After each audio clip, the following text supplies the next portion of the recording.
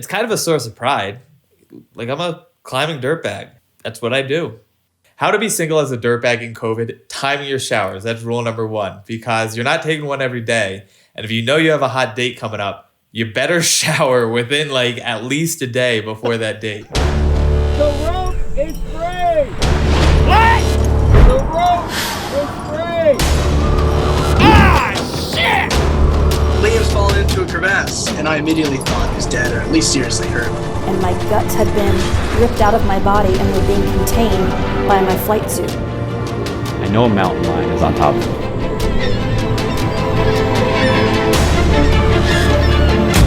Welcome to another episode of the WILDERTAINMENT podcast. I am your host, Vince, a former rescue swimmer in the Coast Guard and a Knowles graduate. Today I have none less than the one, the only, the Insta-whore, the TikTok famous rock climber.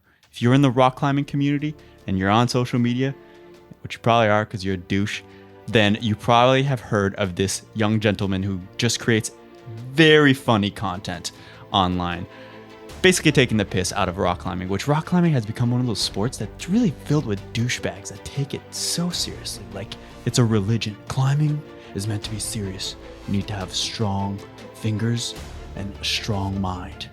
You need to be super serious when you climb. So this guy's taking the piss out of it by making these just hilarious Instagram and TikTok videos, and I got him on the podcast to talk about the ins and out and the intricacies of social media, his dating life as basically a superstar in social media, you know, how that's interacted, how's dating life as a single guy in COVID while you're famous online as a climber.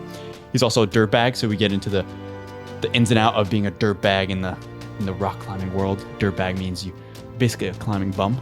You're homeless, but you climb a lot of things on a daily basis. We're going to talk about the anxiety that is created by social media. But before we get into this conversation with this famous influencer, please leave a rating review on the Apple Podcast. That way I can become an influencer and influence all of you to listen. And that way we can grow this community together in the WILDERTAINMENT podcast. So leave a rating or review, 5 stars, even if you hate it or you love it, and comment on whatever. Follow on YouTube, do all that good stuff, and support us for the love of God. Don't be cheap. Just go take 4 seconds of your life and put 5 stars and fucking review it. Okay, we're also going to have a plane crash scheduled by, I think, episode 10. We're going to have a plane crash survival story, so that should be pretty good. Also, if you're following as a series on the Rescue Swimmer Mindset podcast, please know that we're going to cut it off at episode 10. So go ahead and follow WILDERTAINMENT on Spotify, Apple Podcasts, and YouTube for more wilderness entertainment. Without further ado, the one, the only, the famous, the Instagram influencer, the TikToker, the one, the only, Beau Martino. Beau Martino, thank you so much for coming on the WILDERTAINMENT Wednesday podcast. Yeah, thanks, Vince. Thanks for having me. You are the first, I'm going to say, influencer on this podcast. I just want to see what that's still new to me. That's still so weird to hear. When I meet new people and they ask me, what do I do? That's one of the, it's a long pause while I decide, okay, am I going to tell them I'm an influencer? Am I going to tell them I'm a content creator? I haven't figured out my delivery yet. Yeah, what do you go with right now? What's your go-to? Usually content creator, because frankly, that sounds less douchey than influencer. That's why I said influencer. I just wanted to see what you would do or how you would react. I just wanted to, there's a tester. I mean, I'm self-aware enough to know the persona that the influencer has, and it's not really me. Yeah, so I hear you. Yeah. Well, like, listen, I'd say, what do you have, like 11,000 on Instagram? I looked as far as followers, and 38,000 on TikTok. And for all of those who are tuning in that aren't in the rock climbing community, Beau here is basically, I'd say, the modern day Cedar Wright as far as entertainment and like taking the, what do they say in like Australia, like taking the piss out of rock climbing. So basically like very humorous, goofy videos, big on TikTok and big on Instagram right now. And yeah, I'd say that's nothing. Like 40,000 total followers is nothing to scoff at. But I don't know about like calling yourself an influencer. I know that most people, even like the million folks on Instagram, they don't like that word. It just sounds kind of douchey. Exactly. Yeah. But I'm going to take that Cedar Wright comparison to the bank. He's great. Yeah. Well, let me ask you this. Like, do you think is there anybody right now that is doing kind of goofy climbing videos that's leveling with you in a sense? There are a few other people I've found on Instagram or TikTok that are doing funny climbing videos to varying degrees of success. I've laughed. All the people I've found, I've laughed at them. I don't know any of the names off the top of my head, actually. I follow a few of them, but to varying degrees of success. Some of them have thousands of followers, a few thousand. Some of them have 100 or a few hundred. So, right. But it is a real niche that I kind of fell into. Yeah. And how did you fall into this niche? Well, it started the quarantine last year. So March. I'm living, well, right now I'm up in Truckee, living here for 4 months and doing the same last year in a ski lease. We just got 6 feet of snow and the resort's shut down. Everybody was stuck at home and everyone was on their phones. And I created, what was it? It was, do you remember last year, this one guy, the trend of taking a picture of you climbing inside? Yes, like around everyone your was kitchen or doing something. That. Yeah, heel hooking on their countertops. Exactly.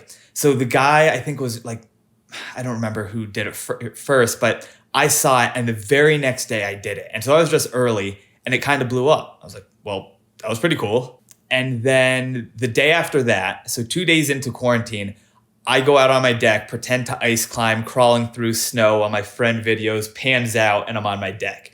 And people loved it. It blew up. And it was crazy to me. But I thought, wow, this is really cool. Let's see what other funny stuff I could create. So it was timing.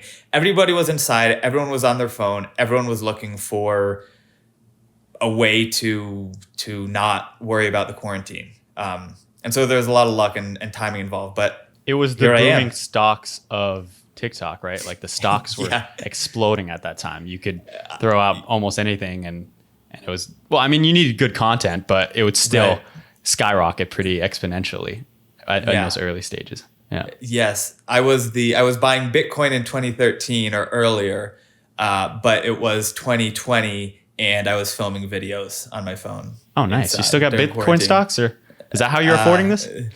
No, bought, sold, not enough to really get me through this now. Yeah, gotcha. Yeah. Well, we'll get into the logistics of your dirt bagging background, because that's definitely, I think, it's going to be cool for people that follow you and follow all your humor to see kind of the behind the scenes as far as what you're up to and the struggles that go behind it. But let's get a little background for folks that aren't necessarily in the climbing community as to who you are, what you do. How old are you, by the way? 29, turning 30 in less than a month. Nice. Yeah, happy early birthday. Thank you. I'm sure, dude, there's so many girls out there that are just wondering, like, what is Beau? Beau, which is French for very pretty. Very handsome lad. What is Beau's romantic life like? Beau is also the root of beautiful. That's right. Yeah. Yep. What is my romantic life? I am single right now. Single and ready to mingle. Right on. Cool. And would you say is that because of your lifestyle as far as traveling, being a dirtbag, and the logistics of it? Yeah, I would say so. So before I started this, I was living in San Francisco and had a girlfriend. But life on the road just isn't really, and not only life on the road, but moving around so much isn't really conducive to that. So I would say that's a major factor. So you're saying when you more or less started this, back in March time of last year, you had a girlfriend? Let me think. June 2020. June 2020 was when I started. 21. Yeah, about 7 months ago was when I started living in my car full time. And you had a girlfriend for part of that kind of thing? Not really. Late June was the start of the car, and late June was also the end of the relationship. Gotcha. Yeah, that'll do it. That said, with all your followers and such, are you getting blown up with I don't want to say dick pics, but like, what's the opposite of dick pics? You know, like what? Actually, this is hilarious. So TikTok, not so much on Instagram, but TikTok is like no holds barred in the comment section. You want to see some funny comments? Go on TikTok and read some of those, because there are, for every creative video there is in creative video creator, there are people in the comments just like dropping bombs. And on some of them, if it's a good looking dude or like a really suggestive TikTok, the comments are just wilding. They're just hilarious. And on one of them, I just like there are two of them. I'm drinking a beer in one, and I'm kind of like sitting back in one. And the comment section, I felt like I was an Instagram model. I felt like, think of like an Instagram model and what's people are just, you are so hot, all this stuff. People are just like, I've never had that before. I've never experienced that before. It was it was funny. I was laughing so hard. It was like a lot of people asking if there's room for two in my car. So I'm living out of a Subaru, a Forester Subaru, a 2006 Forester Subaru. So the body of the Subaru Forester changed in 2009 to be more of an SUV. Back in 2006, it was a hatchback, so not a ton of room. But people are asking if they can be my dirtbag wife, if I like need companionship, if they can come live in my car with me, and then some more aggressive ones than that. But yeah, they were funny. What are some more aggressive ones than that? I don't know. Let me think. Oh, there was one talk. So you can't really tell, but I've got a mullet. Yeah. And there's someone was saying like a mullet and a mustache, oh Lord, with some water droplet emojis. Yep. That's so good. Yeah. Wait, show off the mullet for the folks tuning in on YouTube. But I do recall, your video of you showing the tour of your van and you being very specific about being, there's no room. There it is. Yep. You being very specific about the fact that there's no room for two. No, not with that platform. No, and also with all your equipment and everything. And yeah. Do you have a toolie or you just everything's in the body? I've got a toolie as well. Okay. That's where I keep my climbing, the dirty stuff, the climbing gear, the ropes, the camping gear. In the car is my clothing, my cooler, snacks, toiletries, that sort of stuff. Yeah. I do the same. I put like all my, thousands of dollars worth of equipment in the toolie, and I'm always like, I have insurance, I guess. Go ahead, rob it all you want. But still, I do think about it sometimes. I'm like, man, you just have to take the toolie. It's worth more than the car.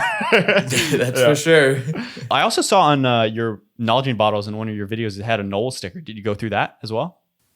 I did right there. Oh, nice. I went through, I got my woofer, Wilderness First Responder, December of 2019. Oh, nice. Yeah. I actually quit my job, my tech job. So a little background, living in San Francisco, I was working in tech sales, and I quit that job in July 2019. So the 6 months, July 2019 to the end of December 2019, I was kind of bouncing around, going on trips, climbing, and then crashing in San Francisco. So I wasn't fully on the road. I wasn't fully in San Francisco. But in December of that year, that's when I took my Knowles course. Oh, nice. And what encouraged you to do that? Well, I figured if I'm out in the backcountry and it's just my climbing partner and me, and something goes wrong, I better have some resemblance of an idea of what to do. Yeah. Because before that, I knew how to put on a Band-Aid, Advil if it hurts, maybe some Tylenol too, but I really wanted to know. I wanted to be safer. I wanted to have a little bit larger margin of error if something went wrong. Nice. Yeah, I completed mine I did a whole outdoor educator course in 2018, and that's like 3.5 months. And part of that is the woofer as well. Who are your instructors, by the way? It was a former Jackson Hole ski patroller, and then it was a guy that lives down in Joshua Tree, former head paramedic of the county down there. That's cool. So anyone tuning in, woofer, as we say, is Wilderness First Responder. So it's giving first aid. And, I'm personally an EMT as well, like still nationally certified. The woofer's, in a sense, comparable. It's definitely a quicker course, less in depth as far as like the medical side of things, but it's still a very detailed course. And even as an EMT, I learned so much in that NOLS course as to how to operate and how to treat patients. And I think they actually, like for us as EMTs, it's ABC. So airway, breathing, circulation is the first things. But in NOLS, I think it was like ABCD, right? Or DE. So airway, breathing, circulation. What's the D? Decision on the spine or something like that, right? And E is extract. Was a year ago. Yeah, E is like your decision on the extrication. So how are you going to get them out of there? Just that in itself, the basics. I actually have my NOLS book right here. There you go, dude. Yeah. I use my my outdoor book. So I've got a stack of climbing books and my NOLS book, and some over there. There are table coasters. Oh, nice. Because we don't have actual coasters, but. My NOLS experience actually did come in handy once. We were in Utah and Moab shortly after the NOLS course, and I'm climbing this climb, just crack, and the guys I was climbing with come running, and they say, "Hey, your friend Melanie, she just hurt herself." And I go like, "Ugh, drama." I was like, what does she need? And they're like, "No, it's for real." And I was like, "All right, lower me." So like I was like climbing this climb, I was like, "Lower me." I go walk over, and yeah, it was pretty severe. The knee was swollen. She couldn't do any kind of movement whatsoever of the foot. And I was like, "All right, let's do this." So I had a crew, luckily, of climbers. I was like, "Can you get me some sticks, like some hefty stick, not too big, not too small, like this diameter, long enough, like about the length of her leg?" And yeah, I created a splint by putting 2 pieces of stick, one on the inside of her femur and one on the outside all the way to her hip, wrapped it from her hip to her ankle, secured the foot, and I used everyone's clothes. I was like, "I know it's a nice puffy. We're gonna try not to scratch it, but can we wrap it up with it?" So like everyone gave me their clothes, and we had it all wrapped up, and she just had a big old tree trunk of clothes, and she was able to walk out on it. We didn't even have to carry her because it was so secure. She couldn't put any weight on it or move it before, but then it was so big and hefty, she could just waddle her way down, which was like an hour hike for her or whatever. But yeah, she got out. That's a good job. Yeah, I was happy. Then I don't think I would have had that experience of how to wrap things up. I guess I could have improvised, but yeah, NOLS really teaches you that, so that's cool. I actually got to use mine once in a much different scenario. I was riding on the mountain last year, and I gave myself a concussion. And for anyone that hasn't had a concussion, or the way it was described to me, I was acting like I was drunk. So this is after I got down the mountain. The ski patroller took me in. They're like doing this stuff. My friend said I was acting like I was drunk, but not with zero loss of motor function. And I was trying to give myself the self-assessment. So I was doing my awareness plus orientation and trying to self-assess myself. The ski patroller was not thrilled, as I later learned. I was just gunking up the process. Yeah, like it's like a doctor trying to self-diagnose, right? Like when there's a doctor treating, I'm like, shut up. Yeah, exactly. Yeah. But even worse, it was a woofer student or someone that had taken a woofer that thought they could do it for the ski patroller. Someone that had years of experience. Sit down. I got this. I got it. I know what I gotta do. Yeah, that's funny. Let's get back to your TikToking. So. Yeah. I see a lot of your TikToks are like involving your brother or mentioning your brother. And that one classic is, it seems like he's into sport climbing. So he's like, sport climbing is the purest form of climbing. And then it's that voiceover of, and you and with like trad gear going like, "This is why mom doesn't fucking love you." Love you. Yes. This is why mom doesn't fucking love you. First of all, what's that audio from? Do you know? Couldn't tell you. Yeah, I don't know where these TikTok audios come from. No, and it's some of the TikTok audios are longer and you shorten it to what you need. That one is like just that. I don't know where it comes from. Yeah. But yeah, those have been a lot of fun to film. My mom doesn't like cursing, especially when it involves me saying that she doesn't love him. So I get a text every single time I drop an F-bomb or something.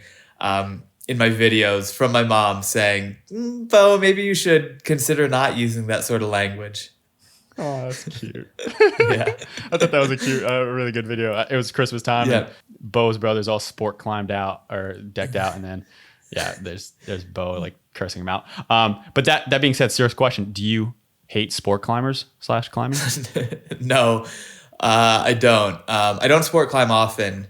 Trad climbing is what I do almost up until this year, almost predominantly, like the only thing I did. I got a little bit more into sport climbing more recently, and then I spent a month and a half in Bishop bouldering, and I had never bouldered outside before November, and I spent a full month and a half bouldering, and pretty fun, gotta say. You'll develop yourself as a much better climber if you boulder. Like, you don't really comprehend how much you need to. All right, sorry. People aren't all climbers. So bouldering is where you're doing harder movements, I would say, over a boulder. So it's just a pretty low to the ground type of climb. So it can vary. I mean, there's high balls, they call them, where it does get higher. But typically, what is it, like 10 feet, maybe sometimes 15, whatever. It really requires you to have a focus on your body positioning, but also your core intensity. And that's something I'd say trad climbing and sport climbing sometimes you don't always require, especially depending on the difficulty of it. But bouldering really requires you to keep it tight, keep it focused, you know, the way you're positioning your feet, your movement, and slightly like if you turn your hips a specific way, you tend to peel off, as they say, so fall off. And I think it's good to have all those realms of climbing to be a successful climber. But that said, Beau's mentioning trad climbing. So for all those tuning in that aren't climbers, trad climb, I brought a cam. So if you're tuning on YouTube, nice. All right, so this is a cam. You put this in like a crack. This is a big one. So you put it in a crack, and as like a crack will be here, and then as you fall, it'll expand. And the expansion of it pulling down, so you're connected here on a rope, it'll basically secure itself into the wall, and it's very, very solid. And then you have another option, which is more simple. Like the old timers say, they only use nuts. So nuts are these little rock things, and you slide these into crevices and basically a constriction. So where it kind of funnels, you just slide this thing in, lock it down, and then you again clip your rope to the bottom of it. And then you can fall, and it's pretty secure. People at first are pretty skeptical of it, but once you start to fall on it, you're like, oh, okay, it works. It works. Yeah. You got to trust it. So how come you got more into trad climbing? Because I think usually the progression is sport to trad, right? Yeah, it was just what I started out doing. Summer 2015, I had been climbing in a gym, and a friend who had been climbing for quite a while invited me to come to Yosemite and climb. And at that point, I don't think I even had my belay card in the gym. So I quickly got that, went out with him. We were in Tuolumne, and trad was just what I learned. So did I even know I guess I did know what sport and bouldering were at the time, but trad was just what I did. And he was who was taking me out. So every time I went out with him, we were just trad climbing. That's pretty cool. Bought my first rack. A rack is your set of cams and nuts and other pieces of protection. I bought my first rack, I think, in 2016. Okay. Yeah. A year into it. Yeah. And that's expensive for all those like tuning in, depending if you have like a double rack, so 2 of each, that tends to be like, depending if you get good deals, but it'll tend to be $1,000 or $2,000. So that's pretty cool. I'd say that's opposite of the typical progression. And for those that don't know, sport climbing is where somebody's already pre-drilled these hangers. So it's like a little eyelet, and you clip a draw. A draw is just a clip thing, clip your rope through it. And then it's easier because you don't have to set your own protection. It's already there. People say it's, kind of the Walmart of climbing, I suppose, where it's ready to go for you. Very low logistics. I would say it's less mentally taxing. Yeah. If you're looking at the three of them, trad on the spectrum of intensity is the most mentally intense, I would think. Actually, some people say bouldering is when you get high enough and you're falling without a rope. But for me, trad, I think, is the most mentally taxing. You're falling on your own gear. Bouldering is the most powerful. It takes the most strength, per se. Yeah. Sport's somewhere in the middle. Yeah. And it's interesting because people that mostly boulder will think that sport and trad are the most mentally taxing. But then folks like us, potentially when they go bouldering and they're looking at, 10, 15 foot fall, and they don't want to do that onto a pad, like a mat, you're like, oh, right. To me, this is sketchier, It really does vary. But that said, I was thinking about that because of your video, this is why mom doesn't fucking love you, regarding sport climbers. I've always said about the climbing community, I love the sport. I hate the people, because in general, I've often had the vibe of they're freaking nerds. It's just a bunch of engineers that are too serious about the sport. They take it so seriously. It doesn't even become like a recreational sport anymore for them. It's like a life path, right? Yeah. And recently I started to rethink that. And I'm thinking maybe from my experience, mostly when I encounter those folks, it tends to be the really strong sport climbers. Like the guys that are climbing hard are very smart and intellectual, and they often tend to be like engineers, I've noticed. And I would say it's not quite the case for trad climbers. Every trad climber I've met out there is kind of like yourself. They like to party, they like to drink, they like to just have a good time in nature on an adventure. Yeah. What do you think of that thought process? I think in general, the trad climbers do have more of like a screw loose. When you think of the climbing, the adventure climbing is all trad climbing. There aren't bolts up Meru.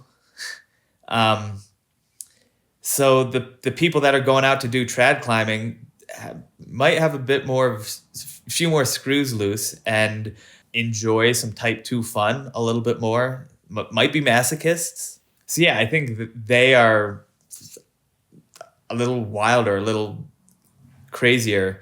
Sport climbing, probably for no coincidence, calling it sport is more of like that's what the competitions are. It's sport climbing. And so it's much more, I think, grade focused. I think it's much more, it's easier to compare yourself to other people when it comes to sport climbing. So it lends itself more to that comparison and the hardos that are so rigid about everything. But to be fair, there are definitely some of those in the trad community as well. If you want to go down a dark hole, reading some of the comments on Mountain Project between El Dorado Canyon climbers from Boulder versus Wyoming climbers, they go at each other. It's like Yankees Red Sox. Really? What do they say? What's the rivalry? It's grade battling. It's like, it's so soft here. No, it's not. Go back to El Dorado. It's like, fuck you. It's like, screw you. It's just they hate each other. Interesting. For whatever reason, yeah. From my experience, I've always loved the Wyoming climbers. I thought they were out to have a good time versus Colorado climbers, and oftentimes I've come to find that they're pretty ego filled out there. Yeah, a lot of grade battling. A lot of should be downgraded. Oh, this is soft. This is sandbagged. If it's sandbagged, go back to your own area and climb there. Chop your own bowl. It's like. Well, that's the thing. So that's kind of the flaw in the sport of climbing is I don't think there's many other sports out there where it's number based. It's not like a soccer, right, where it's points, but this is really like you identify yourself to a number. So if you're mountain biking and you're dropping a sick cliff or a gap, or you're doing surfing, sure, there's a size to the wave and how you maneuver it. And skiing, same, right? You look at somebody's style and you're like, that's a really strong skier, or he dropped that cliff and came out of it with style. Good skier. But climbing, it's like, what is your number? What's your number? It's, I've climbed 514. That's who I am. And that's where it creates a weird and strange dynamic. You identify yourself to a digit.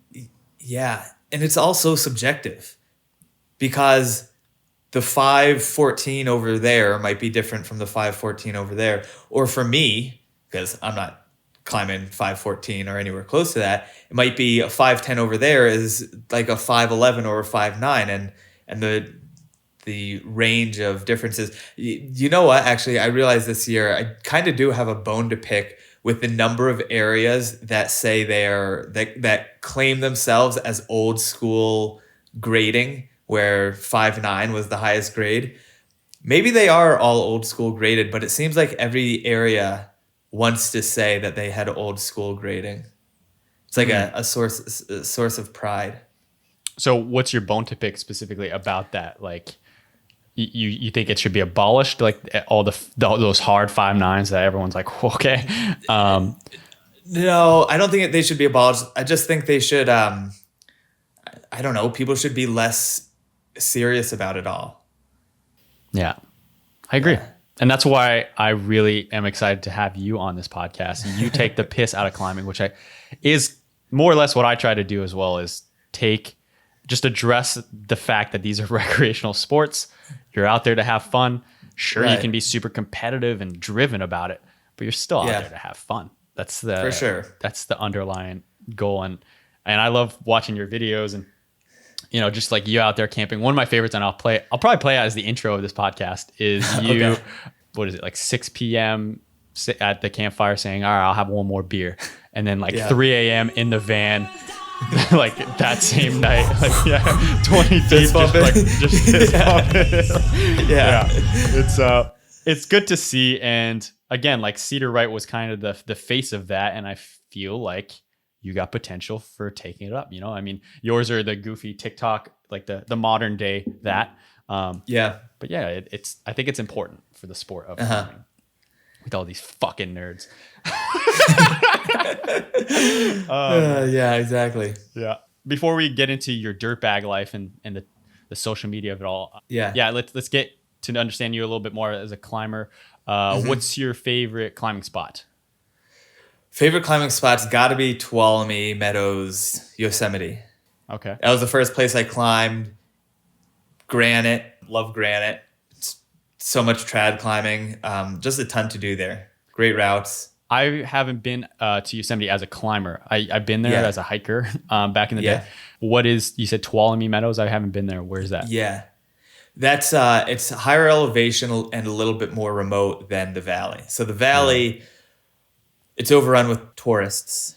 It's crowded. You're sitting in like 2-hour traffic jams. Midsummer, when it's the busiest, it's also like, 80, 90 degrees or warmer. So it's not good climbing weather. Meanwhile, Tuolumne, you've got a few thousand feet of elevation on the valley and fewer people. So it's just a dream. I've heard that actually. My friends recommend that place actually. I forgot. Would you say that is even more? So sandbagged in the climb community means it's harder than most people would agree it is. Yeah. So it's somebody sandbagging you. They're lying to you. It's really hard. Would you say it's more sandbagged up there than it is in the valley? No, I think the valley is more sandbagged. I think like a 5'9" in the valley will be, in general, a 5'9" in the valley would be harder than a 5'9" in Tuolumne. Gotcha. Cool. Because Yosemite is like, quote unquote, the home of the original hard 5'9" when that was the hardest grade available. Yeah. I love watching those old climbing videos, like the historic ones where they're just in their running shoes and the hemp rope is just tied around their. There's just like literally YouTube videos of like an entire climb. I don't know who's filming it, but they did a great job. And these guys are just like, oftentimes they're British or something. And they're just shooting the shit. And you're like looking at the movement of it, like that's actually legit. Like that's not. I would be probably a little. With modern day equipment, I would be focused. And they're just shooting the shit in their shoes, the crappy rope, running it out. Running it out means like minimal protection in between the spacing of, however they're protecting it. And they're just shooting the shit, doing like stemming move and smearing. So pressing their foot on a very slippery piece of rock. And it's really cool to watch. And they're just going up this multi-pitch and you're like, oh, different breed. What about and not necessarily in Yosemite, but what is your favorite climb? Favorite climb actually happened this past summer. I spent a good bit of time in Jackson Hole, Wyoming. There's this climb called 𝐿𝐴𝐵𝑒𝑡. So in Grand Teton National Park, they give letter grades less, or they give letter grades less common. So it goes at 5'10". I mean, if you drill it down, it's like 5'10B/C, but they call it 5'10 flat. And it's got 4 true pitches of 5'10". And the first time I did it, the 2 Crocs pitches really struggled on them. But then I came back a second time, a few weeks later, cruised the entire route, and so now I got to go back and do it because I fell on this really grainy, slabby portion where I should have been higher and I wouldn't have had to deal with the grainy, but I floated the sections that gave me trouble before. that I had to that I fell on a few times or took on the rope, or one area where I had to pull on gear to get through. So the second time through, I just cruised right through it, and it felt so good. That's cool. Is it high up in the mountains in the Grand Tetons? Yeah, let me think. I mean, it's not Grand Teton high or even Middle Teton high, but you're still probably climbing at 8,000 feet. Okay. Yeah, I'd say the Grand Teton is the first time I ever felt altitude, not sickness, but altitude, just the sense of I was out of breath easier. I remember, I've done the Diamond in Colorado, and even at the top there, I was pretty like, yeah, it's fine. I mean, it's exposed, and there was thunderstorms and hail, and I was scared, but I wasn't out of breath, I would say, from the altitude. But the Grand, which is actually lower than that peak, it's more hiking, so it was more cardio, and I was, after a while, I was like, okay, all right, I see you, I see this altitude. So that's cool. And how many pitches was that climb? That was 7 pitches, I believe. Oh yeah, that's cool. 6 or 7 pitches. Yeah. What route did I do in the Grand? I just did. Yeah. I forget the name. That just the cliche one, the easiest route to get to the top. Owen Spalding. That's the one. My buddy told me just go free solo it, and personally I was like, dude, it's such a big mountain out there. And I was like, I don't know, man. Like, I don't know if I want to do this alone. And I was like, what's the exposure like? So rope solo, or sorry, being alone, free soloing means, there's no protection. You're doing like Alex Honnold. You're just out there alone, and I'm out there, and I was like, what's the exposure like? So how sheer down is it at certain spots? And he goes, it's not that bad. And I was like, but he's a really good climber. I was like, is it not that bad? so he was sandbagging you is what he was doing. Kind of, not really. It wasn't that bad. But anyway, I ended up making the call of, I'm going to, and I had no friends out there. I was like, I think it was right before my NOLS course. So I reached out, or after my NOLS course, either way, I reached out on Mountain Project to the community of like the Tinder of climbing. And I was like, anybody want to go up the Grand with me? And this guy was really psyched on it. And I was like, I don't like this. I don't like online dating for climbing partners. Yeah. So we go, and he was such a chatty catty. It was like I was doing a podcast with him on the way up, and I was like, shut up.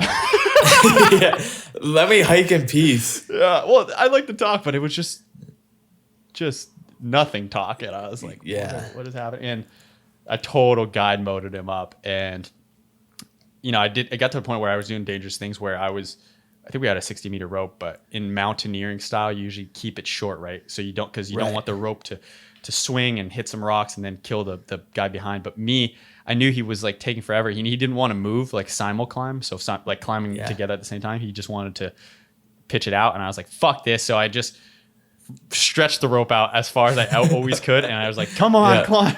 Like total guide moding him up. And it was funny. Like he got up, and I remember at one point, to me, it was very scrambly. So a part where it's steep, the consequences are severe, but it's not, to me, climbing. You climb with your hands and feet, but you're not rock climbing super vertical. And I was like, all right, can we just not use the rope anymore? And he goes like, I'd feel better. I was like, God damn it. so we kept pitching it out. And ultimately, I don't know. I think I could have done the section probably, but who's to say? I feel very comfortable with the rope, so it could have been different doing it without. Yeah, I was going to say I had a bad experience with a partner as well when I was in Jackson. So I went there alone. So for the first half, I was on Mountain Project as well, trying to find people to climb with. And when you're finding these random people on the internet, you don't know anything about them. And so you're trying to like suss out their ability. And there's no judgment on ability. If you can climb, if 5'8" is your hardest ability or hardest grade you can climb, no judgment, but that's what it is. And so I found this guy, wanted to do this route called 𝐼𝐻𝐻𝐿𝐻, which goes with the variations I wanted to do. It goes at 5'10". And the guy said that he could lead 5'9" confidently and follow whatever. Great. So we meet at the parking lot at 6, hike up, and it's not a short hike. It's a couple hours up to the base of the route. And he's going to lead the first pitch, and it's a 5'8" off width. So a little bit of off width. So But he gets absolutely shut down after one try and doesn't want to give it a second go. So I'm like, all right, fine. Put me on belay. Well, he puts me on belay upside down twice, which is a little scary and nerve wracking. Wait, you mean he puts the belay device in backwards? Oh, yeah. Boy, yeah. Here we go. Okay. Yeah. Yeah. So I go up, I get through it. It's good, but it's not the hardest thing I've ever climbed. And so I set up the anchor and I'm bringing him up and he's letting out who's the long neck climber? What does that mean? Andre. He's letting out some Andra level screams. Who's the long neck climber? I love it. Yep. You should put a picture up when you do this. You should put a picture up and people will know what I mean. Yeah. So he's letting out some Andra level screams on his way up. He gets up and says, like, sorry, dude, but I can't do this. We got to go down. So I said, let's give it 30 minutes. We're in no rush. It's still early in the day. Let's give it 30 minutes. And if you feel after 30 minutes you're still too tired, you don't think you can finish this, then we'll call it. So we wait a bit and he says, yeah, can't do it. So had to bail out. And so that was a bummer. And there's no judgment on his ability level, but it is nice when you're honest about what you can climb or can't climb. Yeah. I'd say from my experience, and I think only maybe twice I've met somebody online, but I met them on Facebook too. So overall, maybe a handful of times. For the majority, I've always come to find that they overvalue their abilities, and not just that, they have a fear of leading. I actually recently climbed with a guy. He was very good climber, strong, but he was always like, at first he was always top roping and he was crushing what I was, on sighting. So I was sending it, but it was taking me time and he would just cruise it. And I was like, oh, this guy's got a lot of great skills. He's got good body movement. I was like, cool. And it came to this one climb, which I had done before and he had not. And I was like, do you want to lead it? You want to try to on-site this? And he goes and he you could tell how tight he would climb, how scared he was. And I was like, oh yeah, interesting. And yeah, from my experience, there's kind of a fear of leading. And that person I went up the Grand Teton in Wyoming with, here's how I knew. Like, I do a little research too before I actually meet up. I was like, yo, hit me up. Let me see your Instagram or your Facebook or something, right? So he did. We connected and I looked through his pictures and like one of his most recent pictures said #lead climbing. And that's what I knew I was in for. I was like, oh no. If you're bragging about lead climbing, that's you're new to it for sure. Yeah. When I knew the signal, the first this might not be good, was when he was racking up for the first pitch and was racking up his cams haphazardly. It was like a sling, then a 3, then a like 0.5. So these are all cam sizes, and usually you organize them in some fashion so that you know where they are in your harness. But he was going all over the place, and I'd never seen that before. So that was my first indicator that something might be up. Yeah, there's definitely a lot of things that there's usually always red flags, in any sport you see. Yeah. Even like skiing, right? I took my mom skiing and she's actually a really good skier and she should be better, but just the way she carries her skis, I'm like, oh, Mom, come on, you're better than this. And I was like, total amateur hour. Like, so yeah. All right. So you told me your favorite climb. What about your proudest climb? Proudest climb. Maybe Red Dehedral. That's on the Incredible Hulk, which is this magnificent piece of rock on the east side of the Sierras in California. Big, jutting granite rock coming out of the mountains. A lot of good routes on it, but Red Dehedral is probably the most frequently climbed one. It's got it goes at 510. It's got 2 pitches of 510, but it's really sustained. So just a really good route. Still to date, one of my, this was years ago now, but one of my biggest fights was El Matador in Devil's Tower. That like super paralleled. I'll put a picture up on YouTube. It's super parallel climb where you're doing a splits. You need to be tall, honestly. it gets narrow at the top, so you can do the splits. But at first, it's like a very narrow crack on one side, and you just climb that, and it's super long route. You need to multi-pitch it or have 2 ropes to get back down, because I think it's like a 40 or 50 meter climb. Yeah. Yeah, that one was a hefty fight, and it was fun because when I got to the top, it's one of those where it's the national park, and it's like the first thing you really see. Then the whole national park is just that. It's just this big jetting thing, like a tree trunk of rock in the middle of nowhere. And the first thing when people walk in is they see more or less that climb. And I get to the top, and it's the first time this has ever happened, but I get to the top, and literally there's cheers and applause, like, yeah. I go like, Yeah. I am God. I had an experience like that too. If you ever want to feel like a celebrity, climb Snake Dyke on Half Dome. Okay. And you get to the top. So you've got Half Dome like this. If this is the sheer face and then this is the rounded back, it kind of goes up the side. Okay. So not the sheer face, not the back, but the side.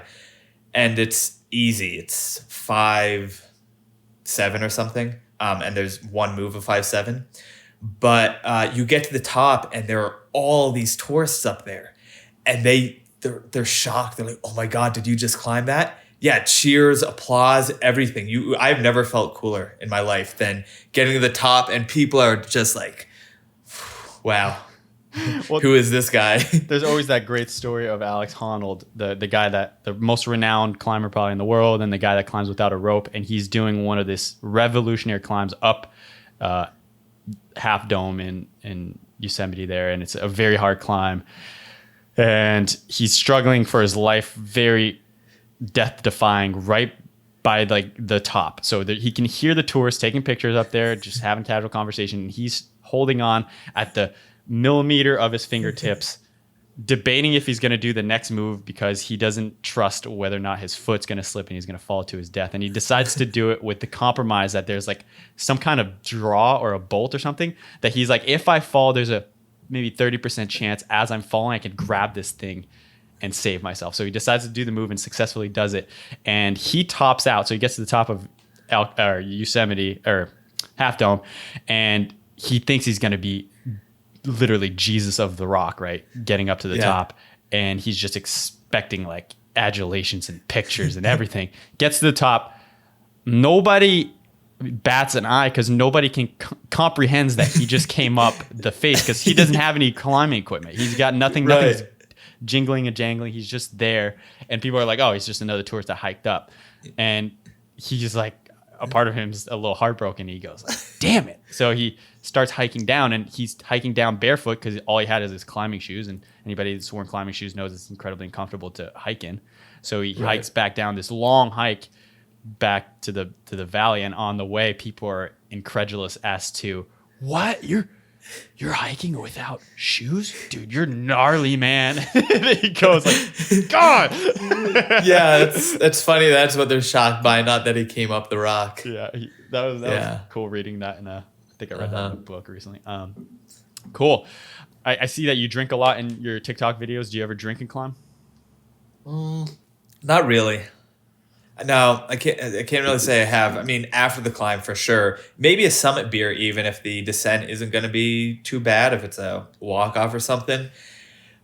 Oh, actually, all right. So there was one time I was bouldering, and bouldering is kind of like the skateboarding of climbing, where you're hanging out.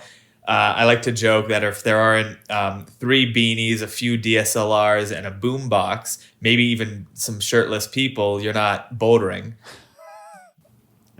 But I was having some beers then. But when I'm trad climbing, not really. If I'm trad climbing, either it's going to be multi-pitch and like, why am I going to haul beer up? Or I'm in some sort of training mode where I want to be pushing my grade or pushing my ability to get stronger. Yeah. Yeah. It's probably definitely a good move. What about marijuana?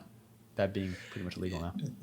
No. So I don't even really smoke that much regardless. Actually at all. If I do, I get paranoid and don't really enjoy it. So haven't dabbled in that. I've done it. I can't say I do it frequently, but I've done it in the past when I was traveling because the person I was climbing with, great Australian guy in Australia, just a riot, and he did a lot, and I got involved in it, and I can say I was loving it. It was mostly sport climbing, so it's safe. At this point, I have enough knowledge that I know I could be pretty fucked up and understand how to clip a rope into this clippy thing. Like, I'm not going to fuck that up. Yeah.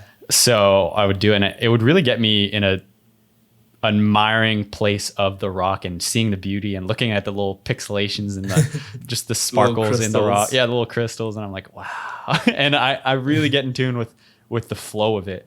And I would say I was on-sighting some of my best while doing that, which I'm not saying it's for everyone or that's the solution. I'm just saying it was a good experience, and I wouldn't do it on alcohol though, because that's, well, both will impede your reactive levels, but I think alcohol would probably just make you sloppy. Yeah. But marijuana can just make you calm and smooth, which I always say climbing is just yoga on vertical. It's not a cool sport. It's like, it's not impactful. Yeah. It's not aggressive. It's just flowy. So I think maybe marijuana is in line with that in a sense. Yeah. All right. Last question climbing wise before we move into your fame.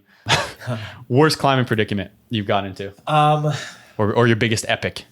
Well, I did have an epic, again, in Jackson. We had a 21-hour day doing the north ridge of the Grand. We did the glacier approach, so that took a while. And then you have to climb this step, and it was super icy and wet, and so that took a while. And then we were climbing these chimneys up the north ridge, and those were really icy, so it just took a while. And then when you summit the Grand, you still have to get all the way out, and that's quite a while. So it took 21 hours, so that was pretty big. Dude, the Grand though, right? Probably one of the best views I've ever seen. Oh yeah. And it's really cool because it's not 14,000 feet. It's like 13. Yep, it's close. Yeah, 13. 13.6 or something. It's a rounding error to 14, basically. But it's not like Colorado where you have big mountains everywhere. Like you toss a penny somewhere and you're hitting a 14er. In Wyoming, the Grand is just so much bigger than everything. And then you have Jackson Hole, which is a big hole in the ground. And you have Idaho on the other side, which is flat for quite a while. And so when you're on the Grand, you just see everything. It's shocking. Really cool. Yeah. It's beautiful. And you even see the contrast of the sky to, I don't know, it's hard to explain, but that blue sky and how the colors change as it mixes with the earth and the sky and the it's just really pretty. Yeah, I'll throw some pictures up. What's your scariest climbing moment though? Like, oh shit, you fucked something up or something went wrong. Yeah. Well, luckily, the scariest moment, I was in no danger, but I was in a party of 3 climbing at 𝐴𝐷𝐻𝐻, which is really like knobby, sharp rock with a lot of cracks. Kind of, I've heard it. I've never been to Joshua Tree, but if you've been to Joshua Tree, it's similar rock, as someone has told me. So we're in a party of 3. The plan is first person leads to the top, then I follow on one rope, and then third person follows on a second rope. And I go up and I clean the gear, meaning I pull out all the gear except for one piece at the top, because that's going to act as a directional for the third partner coming up. Well, he gets halfway, can't get past this like tough 10C fist crack area. And so I lower him to the ground. So we have 2 ropes at the top now. He lowers to the ground and then we pull out his rope up. We have 2 ropes at the top to wrap down to the ground. We tie those together, put them in the wrap rings, and the other guy, not me, starts wrapping down and is like trying to swing across to get that piece of gear that I left in there. So he's swinging, can't get it, lowers down to a ledge, then like up climbs, gets the gear, gets down to the bottom. Yeah, I think you can see where this is going. Yeah. I get up to the bolts and I'm about to tie into this rappel, and my rope is next to the knot. So you have the 2 ropes conjoined by the knot, and my rope next to the knot is sawed in half. So if he had swung maybe 3 or 4 more times, my rope could have snapped and he was going to the bottom. Oh. Yeah. Like that's a risk in climbing that people don't comprehend is climbing's pretty safe and the ropes usually won't break. But when you start swinging those ropes and there's a sharp ledge, it just becomes like a knife and it's slowly cutting into that rope. Right. Not what you want. A rope can handle a like a refrigerator falling attached to it. They're meant for that. They're not meant for rubbing against the rock. Well, there's some protection in place, the sheath, as they call it, but it's only going to do so much because it's a piece of fabric. Right. Yeah. So I had to undo the knot, tie it above that, and get down. And luckily, no one was injured. But that was the closest I think I've ever been with someone where travesty happened. I might have a guy on the podcast soon that witnessed his buddy fall off of a rappel. I think there wasn't a knot at the end. He survived. Like, he actually survived with potentially a concussion, but never went to the hospital because he was abroad and didn't want to deal with the medical system. But yeah, he survived, and like a significant fall, like maybe 80 feet or something. So, but I think it was on sand, slight sand, but I mean, sand's not much. No. But yeah, pretty gnarly. Yeah. So be careful of chafing people. Yeah. Cool.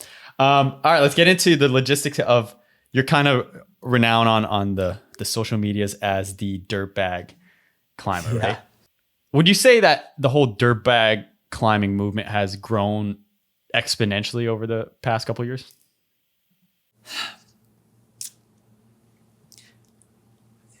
I will say, I think so. It's definitely become more in the open. I think van life has contributed a ton to this because with the technology available, you can now live in a van full time and pretty comfortably. And some people have made it very glamorous, and it's got this appeal to it. So some people wouldn't consider that dirt bagging, but it's kind of in the same vein of it. So that's making it much more to the attention of people that aren't necessarily in the climbing community. But I also think that's kind of trickled down, and yeah, I think there are more dirt bags out there. I think, there's got to be, because climbing is growing. And I think as more people get into climbing, more people are going to want to eschew normal, traditional life and try and climb as much as possible. Yeah. I've often come to find in my like dirt bagging periods, do you feel like it's a pretty selfish endeavor and self-serving? Oh, we're getting into some philosophy here. Yeah. I think it is extremely self-serving. It's one of the reasons why I did it was I wanted the freedom. I wanted to be able to climb full time, but I wanted to have the freedom to be able to do it whenever I wanted. I didn't want to be a weekend warrior anymore. And yeah, that's a selfish endeavor. I think things can be selfish without being good or bad. I think selfishness can be independent or is independent of morality. It's true. But yeah, I think inherently it is a selfish endeavor. You're saying it doesn't hurt nor bring any benefit per se to society, the world, or others, right? So in a sense, it can be viewed as a good thing because you're doing what you love, but you're not really hurting or benefiting anybody, right? Yeah. I think it's neither good nor bad. I think you can make it one of those things. I think it's independent of that. Because one of your videos I like is, you mentioned your all your friends right now are like just hammering away at the computer, buying homes, right? And I certainly have friends like that too. And meanwhile, the second part of that video is you.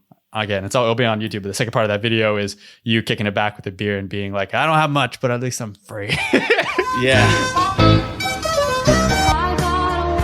I am fucking crazy, but I am free. Yeah, I do recognize that I'm extremely fortunate to be able to do that. Not everyone has that opportunity for whatever reason to be able to just like leave a full-time paying job and go live in their car for a while. That's not the reality of most people. So I recognize that, but I also like to point fun at myself as well, because in that video, I have friends that are crushing it. They're doing really well at work. They're buying homes, they're getting married, they're having kids. They're doing all these things that would normally be viewed as like a really productive and good life. And yeah, sometimes it would be Like right now, I'm draining my savings account, basically. But I'm happy. So, I mean, that's kind of the life goal, is to be happy. I agree. But then again, what's that book that everyone was buying? Like that, it's a self-help book. I think it's called The Secret. It's an orange book, and it says, I think it's The Secret Art of Not Giving a Fuck. Yeah, I read it. Yeah, and I think one of the highlights I wish I had it somewhere. I don't. One of the highlights is like the pursuit of I don't know how they described it, but the pursuit of happiness is somehow a glamorized endeavor. Yeah, it was more in depth than that. I wish I understood why it said that, but it made sense.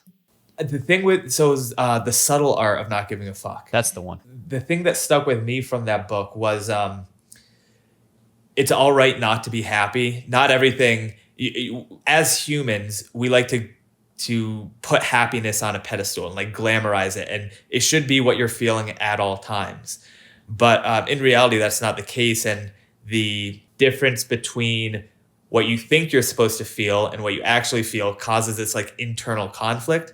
And really what it's saying is like, it's all right to be sad or unhappy, or really most of the time we're neutral. We're not even happy. We're not sad. We're neutral. And if you can accept that, sort of lean into it, like when you are sad, feel that sadness, then you're going to be, a more satisfied person. At least that's what I took away from it. Thanks for saving me. That's exactly what it said. Yep. It's going down a rabbit hole of nothing. Totally forgot it. Yeah. That said, how does that make you feel when you see your friends with kids and on the computer buying homes? Yeah. It's a different life path. I'm happy for them. In a different reality, I could have seen myself doing that. But again, I want to caveat this with, I recognize that I'm extremely fortunate, especially with the greater view, everything going on in the world, the pandemic.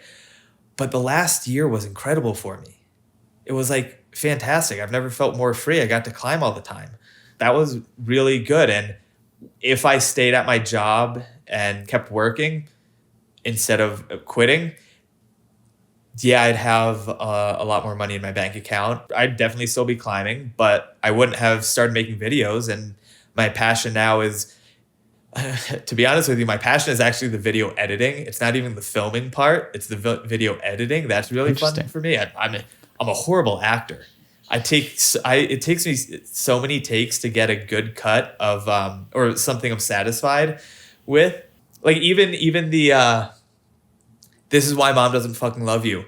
Even that, that's the third video with that exact audio I've made. Even with that, I need to do like 6 or 7 cuts to get something I like. It's not just 6 or 7 done. takes. Yeah. To get it. So nice.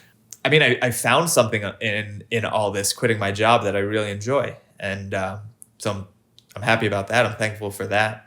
That's my passion too, is video creation. That said, I think I understand how I want something edited. I know how pretty much to do it. But I think the editing part of it, I think can be so, especially when you're doing like longer videos. Like I'm working on a couple shorts. First of all, I get super perfectionist on it, and I don't know, it's too much screen time. It's like, it's crazy. And that's why I would love to just eventually, the dream is to get down like more the direction route of things, like being the director, being in the editing room, explaining what you desire out of the end product, but not quite pushing the buttons and making those micro adjustments. Cause it's like the coding of video, if you will, right? That's what I call it. Yeah. You're coding, you're making your video like perfect, the timing of it, everything. It's cool. And by the end, you're usually proud of your result. What do you use anyway to edit? I do everything on my phone. It's called Splice. It's an app I use on my phone. That sounds hard to do. Like you just like, It is. It does get tedious, but I actually saw some TikTok. Some creator on TikTok was saying how she makes her TikTok videos and she doesn't edit on TikTok usually. She uses this app. So I got it. And for what I need, I'm not doing like, I think the longest video I've made is 3 to 5 minutes. So I'm not editing a ton of footage. And for that, it's worked. I liked your video of trying to get like the fastest ascent of, what is it, the second Flatiron in Colorado? I don't even remember I think it's the easiest one. Yeah, I think that's the second one. The one where there's like a jump, right? Yep. Yeah. Yeah. Yeah, that's pretty funny. And you're just drinking beer like through it, and it's like totally the record for that. First of all, my buddy who's a trail runner, my partner in the Rescue Storm Mindset. Speaking of which, this podcast is not going to be on that platform soon, so follow WILDERTAINMENT. But anyway, Cody is a really good trail runner, and I don't know his time, but it's ridiculous. But yeah, I love that you were saying like, dude, I cruised it with beers, killed it. Yeah, so good. Yeah. Did people because in that video, you know, it's a pretty public spot, and the end of the trail, you know, where it starts at like a pretty public spot, and then you end at the same spot, where people kind of looking at you like, who's this obnoxious fuck with a beer and like filming a video? People were definitely amused or like, what's going on? Because again, for that, I had to do multiple takes. And so every time you see me sprinting, I either had to go set up my phone, walk back, and then sprint, or like set up my phone, sprint away, walk back, get it, and so on. And so for the first scene and the ending the run, I was right there at the trash cans with people around. Set the camera up on the trash can with like this tiny stand, and running away, like starting the run, that was no big deal. Kind of people moved out of the way. But then to finish it, I was like setting it up on the trash can. There was this group of dudes who were watching me, and I think I had actually passed them, and they were laughing that I was drinking a beer sprinting. And one of the guys, they were like asking me what I was doing, and I kind of explained, I create funny videos. I'm doing this thing with the flat iron, and they said, "Oh, well, can we help?" I said, "Yeah, definitely." So I gave him a line. So I come in, I sprint in, I'm tired. I say like my time, 1 hour and 40 minutes. Hey, do you know the FKT for the second flat iron? And I told the guy, just say, yeah, it's 22 minutes or whatever it was. And he ad-libbed a few things as well, which was great. It worked out perfect.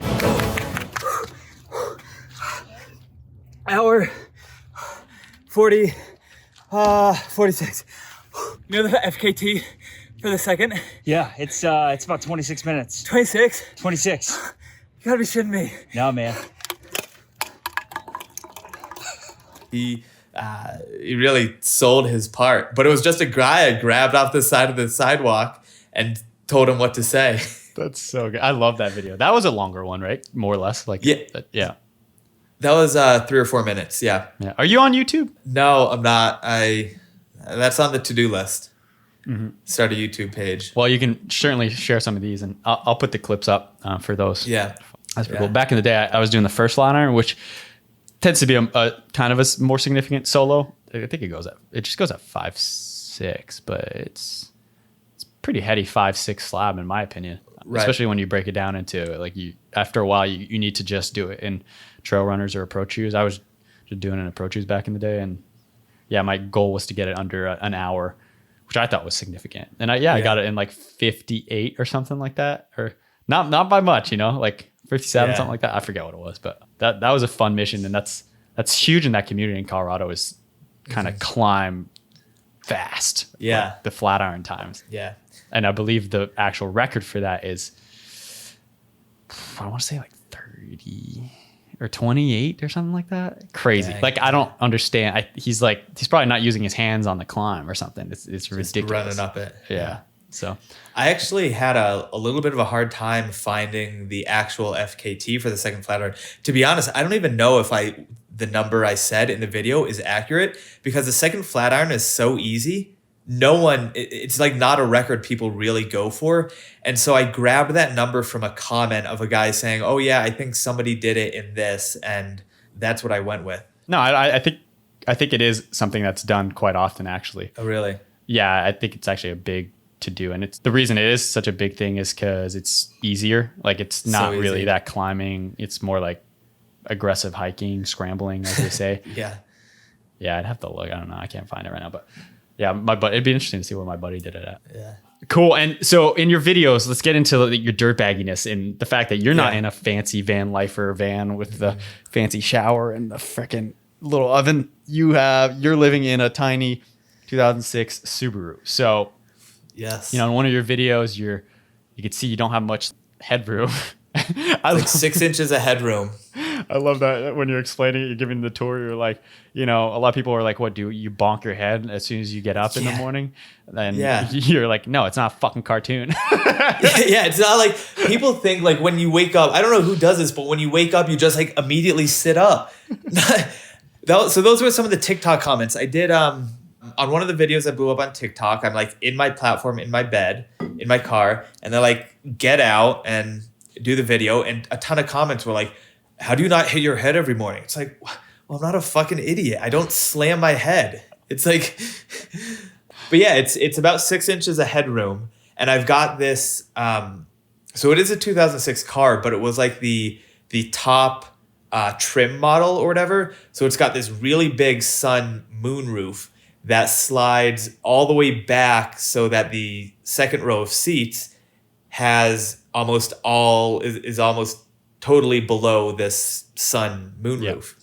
And so by sliding that back, I give myself an extra inch or two, and that makes a really big difference.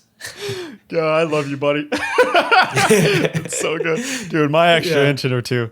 You need the expansion pack on this 2006 Subaru. I love it. Yeah. Now, being 29, do you get like aches and pains as far as being in such a tight quarter type living space or sleeping space? Thankfully, no. I'm a pretty flexible guy, so that's probably got to do something with it. But no aches and pains. I am going to, if I live out again in the summer, spring and summer, which I'm hoping to, I'm going to remake the platform so it's a little bit lower. So it'll give me more, even more room, maybe another 2 inches. Like we'll take what we can get. But at the start of the season, I had this like 4 or 5 inch thick, really plush car camping sleeping pad, and it was great. Slept like a baby. And then it got a hole in it, and I sent it away to the brand for a warranty exchange. But it turned out that so when did I send it away? Like October? I sent it away in October, and I learned after I sent it away that they were out of stock, so I couldn't get a new one, and they're not restocking until March this year. So I had to spend the rest of my time in the car on this ultralight backpacking sleeping pad, and that was a little rougher. Yeah. Dude, that reminds me of a great story as far as returning mine was a Thermarest sleeping pad, and I took it through Knowles, and it was, a rugged 3 months at Knowles of camping on it and in the deserts, the rocks, whatever. And it popped, and I was trying to repair it, but by the end it wasn't really holding up. And I needed a new one like ASAP for some kind of expedition. And I contact the guy from Thermarest and I go, "Hey, can you give me like a new one? Like this one went to shit and I only used it 3 months," which is true. But aggressive.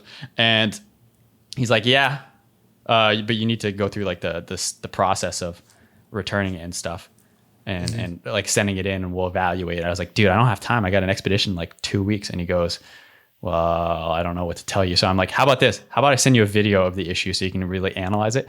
And dude, the second you tell me like I'm going to make a video, it's not just going to be a fucking hold your phone video. It's going to be edited. So I'm like, "Oh, here we go.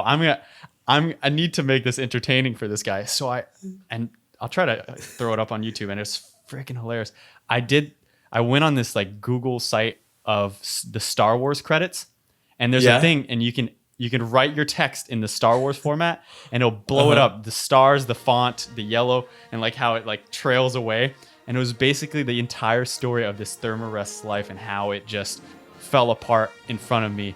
And not threatening to go after Thermarest, but basically saying like, I don't want to say bad things about Thermarest. I love Thermarest. I want to tell people it's amazing. And like, but it was basically saying like, "Yo, hook it up because I'm out there, and you know, I got a big audience, and you don't want me saying that your Thermarest pop." And then it goes into me showing the hole in like a bathtub with the bubbles, and it was like the Indiana Jones music or something. And he immediately sent me a new Thermarest. I was like, nailed it. You got it done. Yeah, I got it done, but spent like 3 hours editing a video for just a Thermarest. Yeah. That's what my the ultralight one was. It's a Thermarest. Yeah. The crinkly one, like the yellow crinkly one. Every time you move, it sounds like you're sleeping on a plastic bag. Super light. Love for the backcountry. Sleeping in my car, not so much. Not as good. So as far as the logistics of being a dirtbag, Yeah. you know, you ever park somewhere where you get woken up in the middle of the night or morning going like, hey, buddy, can't park here. Can't sleep here. I have been lucky enough not to have that happen. I've parked in some funny places. Like in Jackson, I was sleeping in the back of the Safeway parking lot. So I'd wake up at like, I don't know, 8 o'clock and people are packing their groceries right in next to me. And at that time, I had that like silver insulating material that people will put in their windows to either keep heat in. But I had a roll of that. I was just too lazy to cut it out and fit all the windows. So I had my front windshield and I had 2 panels. And so like I'd move my snack box over in front of a window. I'd like cover most of the windows, but like it was very visible. So I'd wake up at 8 o'clock in the morning with a family getting out of their car next to me, like looking at this dude sleeping in his car in the back of a Safeway parking lot. Yeah. I think I've slept in that exact same parking lot or some other one in Jackson. Yeah. Well, I guess it's not Safeway in Jackson. It's the Safeway partner store. But yeah, like, and those are the moments I'm like, I am homeless. Like I have a car. Yep. But I don't smell good, and these people are normal folks, and I am homeless. And that's like when I start to reevaluate myself. Like, damn, that's when the societal instinct of why don't you do normal things and have a job? And like, you know, I think at that time I was going through school, so you know, I had things going on, but it was, you know, it was a vacation. Right. But even in those vacation times, I don't know. To me, it just gets in my head, and I can't separate it from what society drills into you as far as what's appropriate and what's not. You know, I become like a rat. I'm like, don't look at me. Yeah. How do you handle it? You just own it with humor. Yeah, you got to own it. You got to just be like, yep, here I am. I'm sleeping in my car. Yeah, it's. I mean, it's kind of a source of pride. Like I'm a climbing dirtbag. That's what I do. I like it. And I think that is the best way to approach it, is with humor. And anytime you own, I think, anything in life, people tend to respect it. It's the second you start to do, like I just said, like, I don't feel comfortable. That's when people will just destroy you and hop on that bandwagon. But if you're like, yo, come at me, this is what it is. You can say whatever you want. This is what it is. And check it out. Yeah. Yep. Yeah, I wear long johns to sleep and they smell not good. What's up? Yep. And I do it for myself. This is for me. However, the number of people that either told me in person or commented, this is what I want, you're living my dream. Like someone else saying, you are living my dream. Just all this stuff about wanting to do it and not doing it for whatever reason, whether it's ability or fear. It's rewarding isn't the right word, but I'm happy. I'm glad I took that leap, because at times it is scary. At times it's like, I don't know where I'm sleeping tonight. I just checked my bank account. It's going down as usual. I don't have income. Well, I guess I do a little. We can get into that. But I left this secure job, but it's a trade-off. And the trade-off is freedom, and it's climbing. You said we'll get into income. Let's get into it. What's your added income? So that's a common question I get a lot. Like, how do you do this? It's a mix of savings. I've got a part-time job helping out a friend's company, and that I can do remotely on my computer. And then, which is the coolest part, I've recently started making money filming videos, creating the content. That's the dream right there. If I can do that, then and make it sustainable, then I can do this indefinitely until my body. That is the dream. That is the dream. You don't even need your body. Like at the point where your body gives out, then at that point you could have just molded into something else. It doesn't matter. Yeah, for sure. Well, that's cool. So how do you start making money? Is it TikTok money? What kind of money is it? It's it came through Instagram. So a brand, I don't want to say the brand yet. Okay. Or actually, it's a brand, and yeah, it's a brand. Yeah. They reached out to me. We had gone back and forth on Instagram DMs, good relationship, chatting. They had reposted some stuff, and then they emailed me. Their head of influencer social marketing, something like that position, emailed me and said, the whole team loves your videos. We love reposting them, but we feel that creators should be compensated for what they do. And we understand that reposting your videos does bring you eyeballs, but we think it's fair that you're compensated accordingly as well. So let's get on the phone and talk about how we can make that work. So we talked on the phone and ended up coming up with a deal, a contract to create some funny videos in line with everything else I've been creating. So I still have creative control and they're going to pay me for it. Hell yeah. So when is that going to get started? It's been going on. I'm hoping that the videos will be posted this winter. Cool. Hopefully in February. Now, would this be videos based around this, say, product or whatever? Or would it be, what do you call it in film when they, drop, you're wearing something or whatnot? Oh, like product placement? That's the one. The great thing about this is this is my first real contract I've had. And if every contract was like this, I think it would be perfect because they let me retain complete creative control. I'm not pushing a product. I'm not pushing go to them and buy. I'm just creating funny, lighthearted content, which is what they said they wanted in the uncertain and like scary time of a pandemic of uncertainty. And so what, you're creating a video and you're just giving it to them basically to post? Is that what it is? Yeah. Oh, cool. Filming some videos for them. They'll post it. I'll post it at the same time, but it's like content for them. Oh, that's really cool. Dude, that's inspiring. Yeah. That's kind of what I want to do. Yeah. That's the dream. I got to get after it. Here's my problem. I'm a perfectionist. I don't post as often as I should. Also, I don't think this whole social media, I think sometimes you can fall into the pit of that. But I think I need to let loose of the reins and start throwing what I have out there because I got some gems too. I think Yeah. I'll over edit it or fucking never get around to posting it.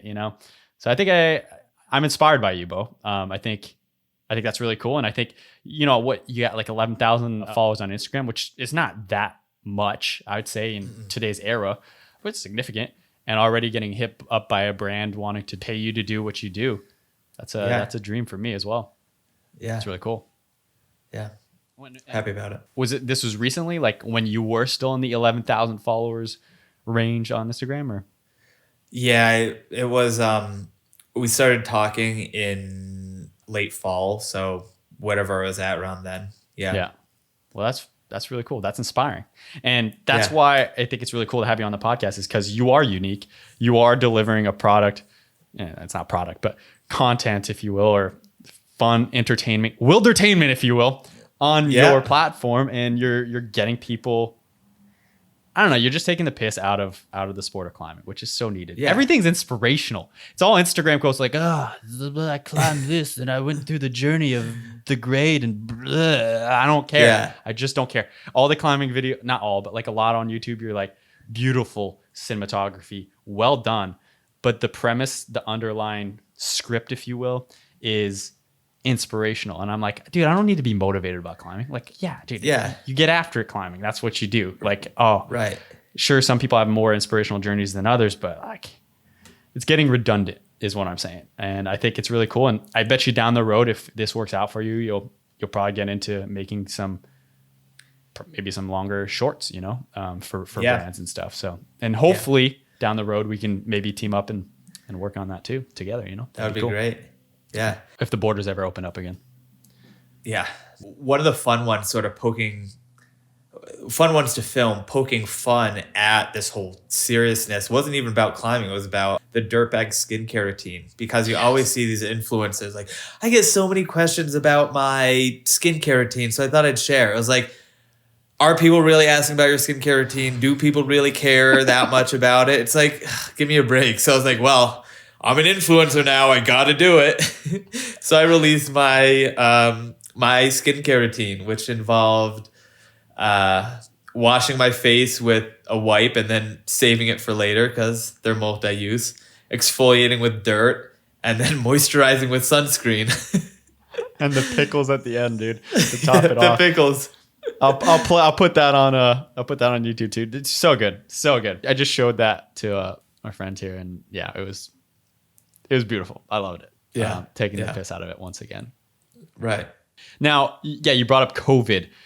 What is the whole dirtbag movement like in COVID? And like, I'm not the COVID police here. What are people pretty taking precautions, or since you're in the outdoors world, they're kind of like, fuck it. Yeah. Well, we're never really hanging out indoors, and all things equal, indoors versus outdoors. Indoors is a lot more dangerous. Is that the word? It's more likely to spread. So I think there's kind of like a relaxed idea around it in the dirtbag community. With respect to the community you're in, there's a lot of safety measures. Like when I was climbing in Bishop, we were trying to be as respectful as possible of the town of Bishop. Like not going into town or trying to go into town as infrequently as possible, wearing masks, doing all of that. But then we sort of had our own pod of people all camping together. And yeah, we were around each other, but I mean, we were outside. So I would say we were not staying strictly 6 feet apart, and no one was really like thinking about, it didn't seem like anyone was COVID was top of mind. We were just out there. So for me, at least, if I'm outside and I'm not sharing a bottle or anything, I felt pretty comfortable with it. Mm-hmm. Yeah. Yeah. And I agree. Like if you're by a campfire, campfire, you're typically not even sitting next, like that close to each other either anyway. But what about like, that one video of like you pumping, like fist pumping in the van? Like, do you guys occasionally hang out in a van? Like after a while, like of being in the same group, people don't show symptoms. I don't know, whatever. Yeah, let me think. So that was a friend's van, and that was just, I hopped in there. There were times where we would like, maybe 2 or 3 people would be in a van and the rest would be kind of huddled around the open outside doors. Yeah. We did throw a party for Thanksgiving. That was a lot of fun. But even then, we weren't really in the van partying. We were just having a dance party outside. We had to be moving because it was so freaking cold. So we were just all outside moving around. Yeah. Yeah. And back to the single life. How does that work? Because like, I haven't been like single in the whole COVID thing. Like, how did that work? You gotta, I was gonna say you gotta get some bacon. I don't know what that means, but like, how does that work? How does it work? How does being single work as a dirtbag in COVID? That's the way. Yeah, that's the question. Let's see. Well, it's a lot easier if your partner is also a dirtbag, because then you just have an understanding about cleanliness or lack thereof. Because I was going a week plus without a shower. Thankfully, well, at least in the fall, thankfully, it was cold enough that I wasn't sweating a ton. But in the summer, it was warmer and things were getting really stinky. You try and time your showers. How to be single as a dirtbag in COVID, timing your showers. That's rule number 1, because you're not taking one every day. And if you know you have a hot date coming up, you better shower within like at least a day before that date. Yeah.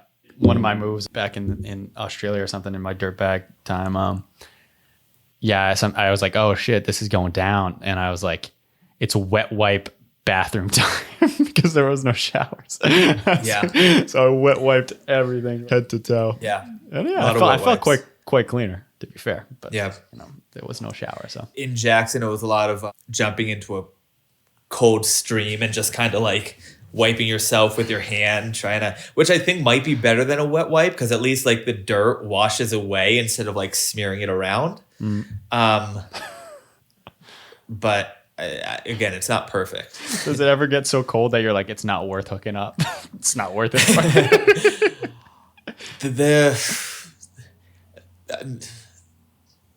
Kind of. There was a night in there were some cold nights in Bishop where it was dropping down into the teens or single digits at night, and that was pretty dang cold. Well, at that point, you want somebody you like to share warmth with, you know? Some body warmth. Yeah. Bishop also had a fire ban, so the sun was setting by 5. So at 5 o'clock, everyone was in their own cars. There was no really 5 or 6 o'clock. There was no fire, so we didn't want to stand outside unless we were dancing around. So nights ended pretty early. So, like, when was your last like dirtbag expedition, if you will? Because right now you're in a home. Yeah, November. I think like November 6th or so until December 14th. And when are you planning on going back out? Well, my lease here is up May 8th, and things go well, May 9th. San Francisco is still kind of a loose home base. I've got a storage unit there, and that's where a lot of my friends are. So I might go back there first, but then, I don't know, maybe I'll try and get into the valley in the spring before the crowds come and the temperatures get too warm. Yeah. So you've done a lot of big walling? No big walling. Wanted to do the nose this summer before we had planned, one of my climbing partners and I, but then the smoke completely canceled that. Yeah. When I think this was October when the smoke was just covering California. Dude, the nose, that must be a freaking journey. Damn. Yeah. You know what I just did? What'd you do? I was like sad. I just had a breakup here. I've been pretty bummed out about it. You brought cheer into my life, but I had a pact with the girlfriend of climbing the Chief, and we kept putting it off, and we tried once and we're not successful. Like, you know, to be fair, she's a boulderer. She never like crack climbed or multi-pitch. So, you know, it was definitely a big mission. The Chief is like 900 feet here in Squamish. So we tried that and ended up breaking up. So I never did the Chief, but I've been here and kept looking at this beautiful piece of granite just this whole time. It's so beautiful, the sunrise, sunset. Yeah. And it just like, just kills me, right? Every time I'm like, God damn it, I've never been up there. So a couple of days ago, I went up and my friend was like, he goes like, you're going to free solo? And I was like, I'm not that sad.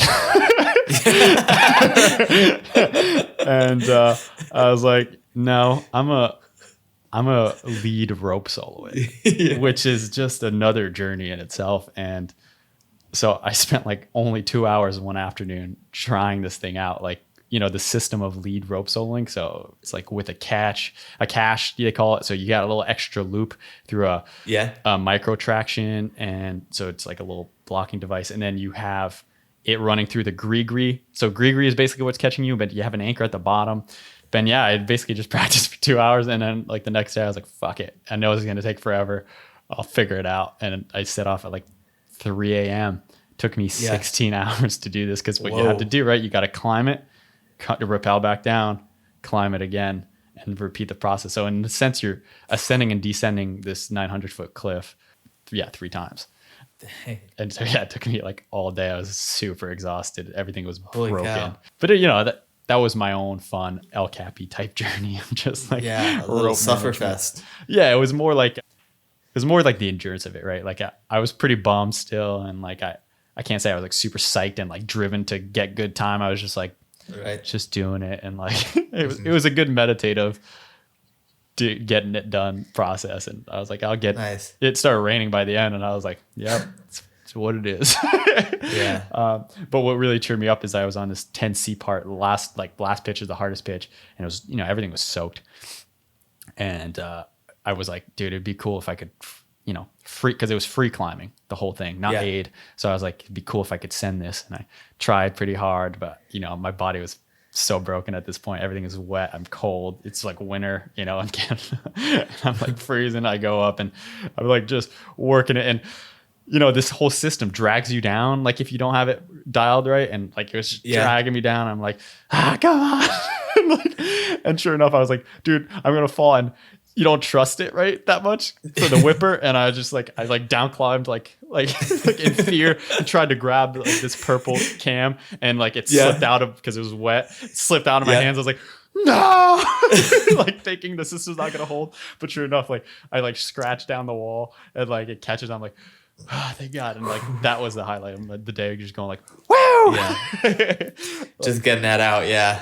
That adrenaline rush. Yeah, and then I had to climb out of that, and that was a nightmare. Just like finishing the pinch, because once you start climbing is using the protection to ascend, and that becomes a nightmare in itself. But yeah. I don't know. It's those little journeys that make the sport pretty cool, and that's why I say like I don't think you need to take climbing so seriously. It's just having your own things that you're excited about, and you get it done. You know. So it's a beautiful sport. So let's just talk about social media now. What's your first TikTok or Instagram? I don't know where you started. Like first funny video. Oh, the first funny video was so I didn't start doing TikTok until at least like a month or so into the video stuff. But the first funny video I filmed was the like the fake ice climbing one where I was out on the deck. That's right. With my ice axe pretending to pick my way through the snow. That one was good. Yeah. Whoever was holding the camera did a pretty good job at stabilizing it and turning it perfectly. Yeah. I like the part where you're gonna stab into the barbecue. Like, that was good.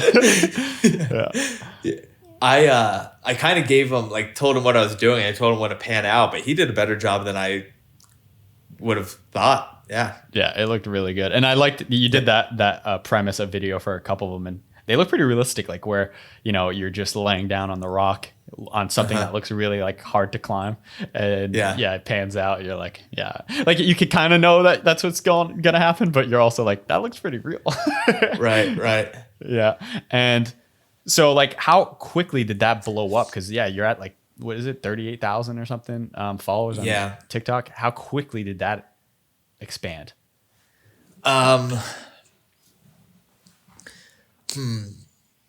TikTok was slow. TikTok was like slow, and then just shot. Instagram, it was kind of like immediately going north when the climbing inside and that video of the ice climbing, those just took off, and I kind of like didn't look back. TikTok was so hard to get started. It was like I had no idea what I was doing. There's not a super big climbing community on TikTok. So all these videos that had done so well on Instagram, I was just moving them over, and they were, in TikTok terms, flopping. I was like, I don't know what these Gen Z kids want, because that's who's on it. It's like, Gen Z, like, throw me a bone. What do you want? And also I had like 10 followers or 100 followers, and we were trying to go viral with 100 followers. It's so hard because you need something to, like, some seed to start it. So that was interesting. And then I had a few that blew up. I was like, whoa, I have a video on TikTok that has 2.3 million views. Whoa, which one's that? That's the dancing one. That's like the around the campfire and then fist pumping. And TikTok is just so much more geared towards virality than Instagram. A follower on TikTok to a follower on Instagram, it's not 1-to-1. I don't know what the ratio is. Maybe it's like 4 followers on TikTok is 1 follower on Instagram. Wait, how so? Why is that? I can't figure it out, but it's just like you're so much more likely to.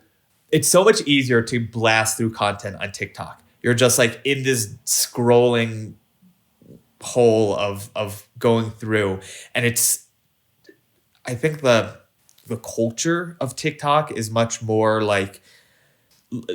informal than Instagram. So I think that lends to just consuming a lot more and liking. It's so much less admin. Yeah, and the production value is less. It's not as like you go to some of these influencers on Instagram, and their whole feed is the same color palette and everything is tied together. TikTok, it's a free for all, and so I think that has something to do with it. But 2.3 million views on one video, that's not even really, that's a lot. But there are some videos on TikTok that get hundreds of million views, and That's hard to wrap your head around. I don't know, man. 2.3 is a lot for me. 2.3 is a shitload. I haven't actually seen that many videos, and I've seen a lot in the millions, but like I haven't seen in my feed on there 100 million. I don't think I've ever seen that. That's crazy. Yeah. That's really cool, man. What about like the cons of social media? You know, we talk about all the pros. You're taking the piss out of it. You're making climbing fun again. Any cons? I feel like there's some climbing haters out there. They're like, you're not taking it seriously enough. What's the cons? I haven't had any super negative comments yet or DMs, which I'm happy about. Maybe I'll get those eventually. Hopefully not. It would be great if everyone that wanted to say something negative just didn't and kept going with their life, because it takes zero effort to do that. But so that's like one of the common negatives of social media that I haven't experienced yet. What I have experienced is sort of getting sucked into it. When I meet people that say they're not on social media, I'm like, good for you. You're probably more satisfied. You probably have less, I don't know, anxiety. You care less about what people think about you. Just good for you. I think that's probably one of the negatives I've experienced. And then also, now that I've produced some of this stuff and I'm making money from it, sometimes there is that pressure to produce. The feeling like I haven't put out a video. I filmed some stuff, but I was trying to look at my Instagram real quick to see the last time I put out a video. I don't think I've put out a video since before New Year's. So in the back of my head, I do have that little nagging idea that I should be filming more content, or should be staying top of mind. And that's not a pleasant feeling. Mm-hmm. But if I'm going to try and live off of this, then I do need to have some sort of drive to continue. Consistency, some sort of drive to continue producing content. What kind of anxiety would you say you felt from all the social media-ness?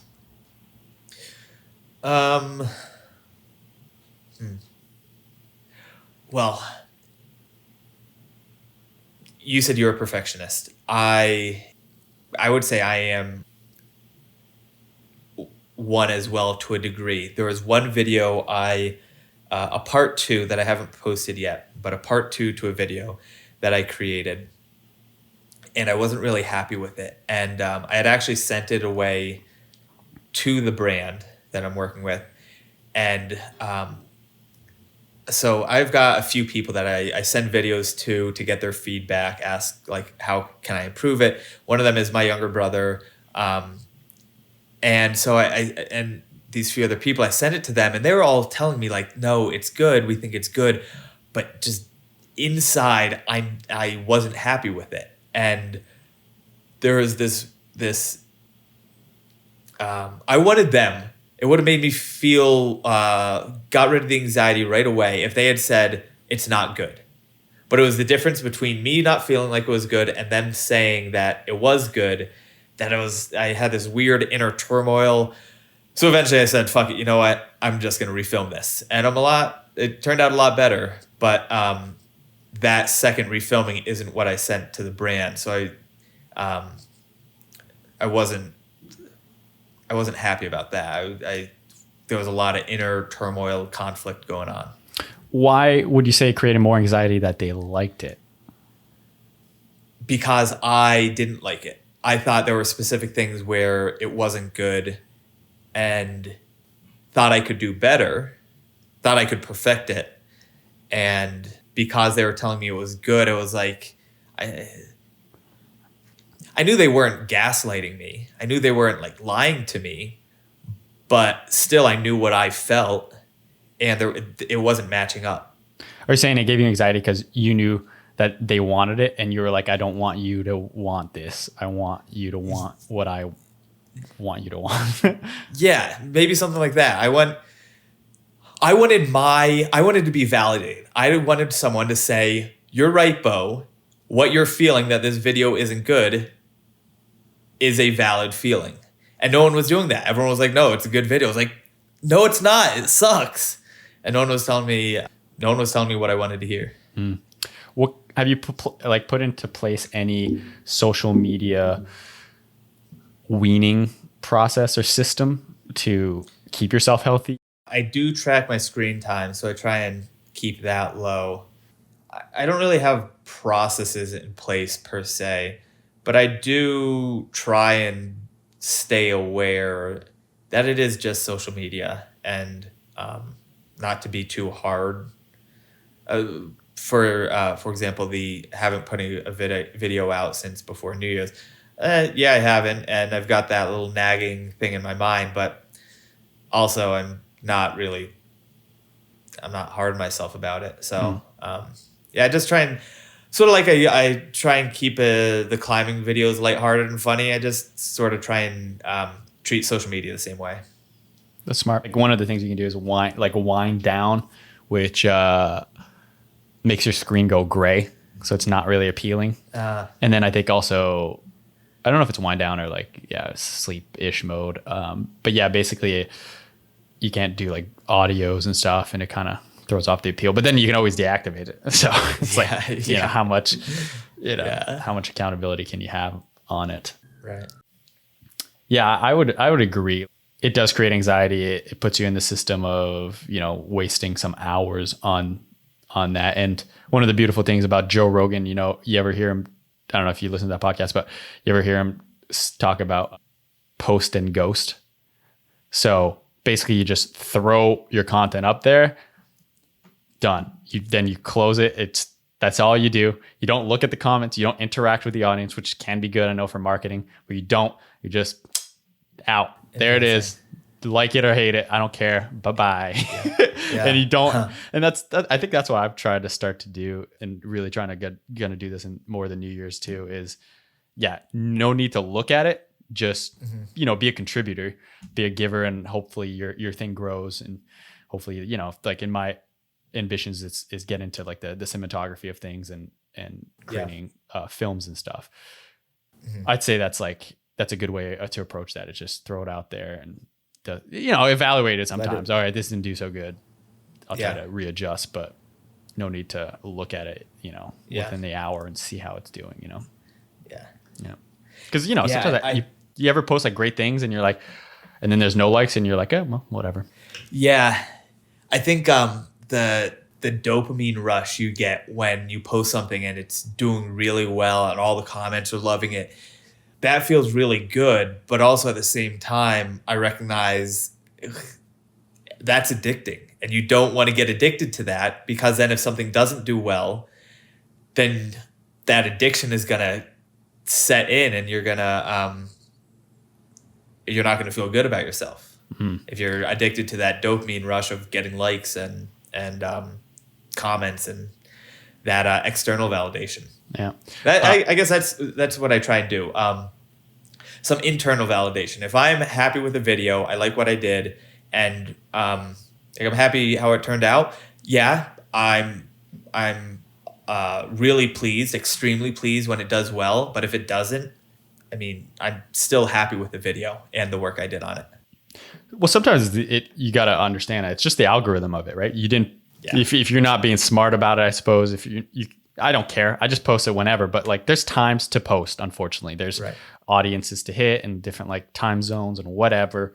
And sometimes the algorithms just don't pick it up. That doesn't mean whatever you put out there is not good or people don't care. It just, and then the thing is, I think it's always exponential, right? So it could be positively exponential or negatively exponential. So if you post at the wrong time and not many people are seeing it, then the algorithm is just going to escalate that as, oh, okay, this is not content that like people care about because nobody's really liking it. And then I think it's exponentially going down, but vice versa. If you post it at the right time, people are liking it, then it's just they're going to throw it out there more for more viewership, and then it's blowing up. So it's kind of one of those weird things.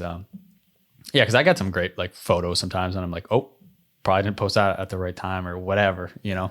And then others where I'm like, that was a shit thing, and it blew up, like, So it's kind of interesting, and you can't drive yourself crazy. It is.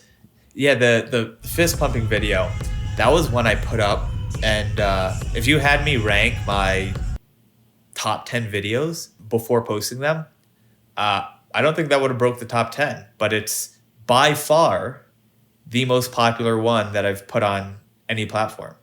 And so it's just sort of, I mean, a lot of luck involved, a lot of that unknown algorithm pushing stuff to the top. Some of my friends have mentioned that younger folks that that they know, like high schoolers, the majority of them will post something and they will wait like an hour while like consistently looking at it, and if it's not doing well, they'll pull it. And it's like, oh.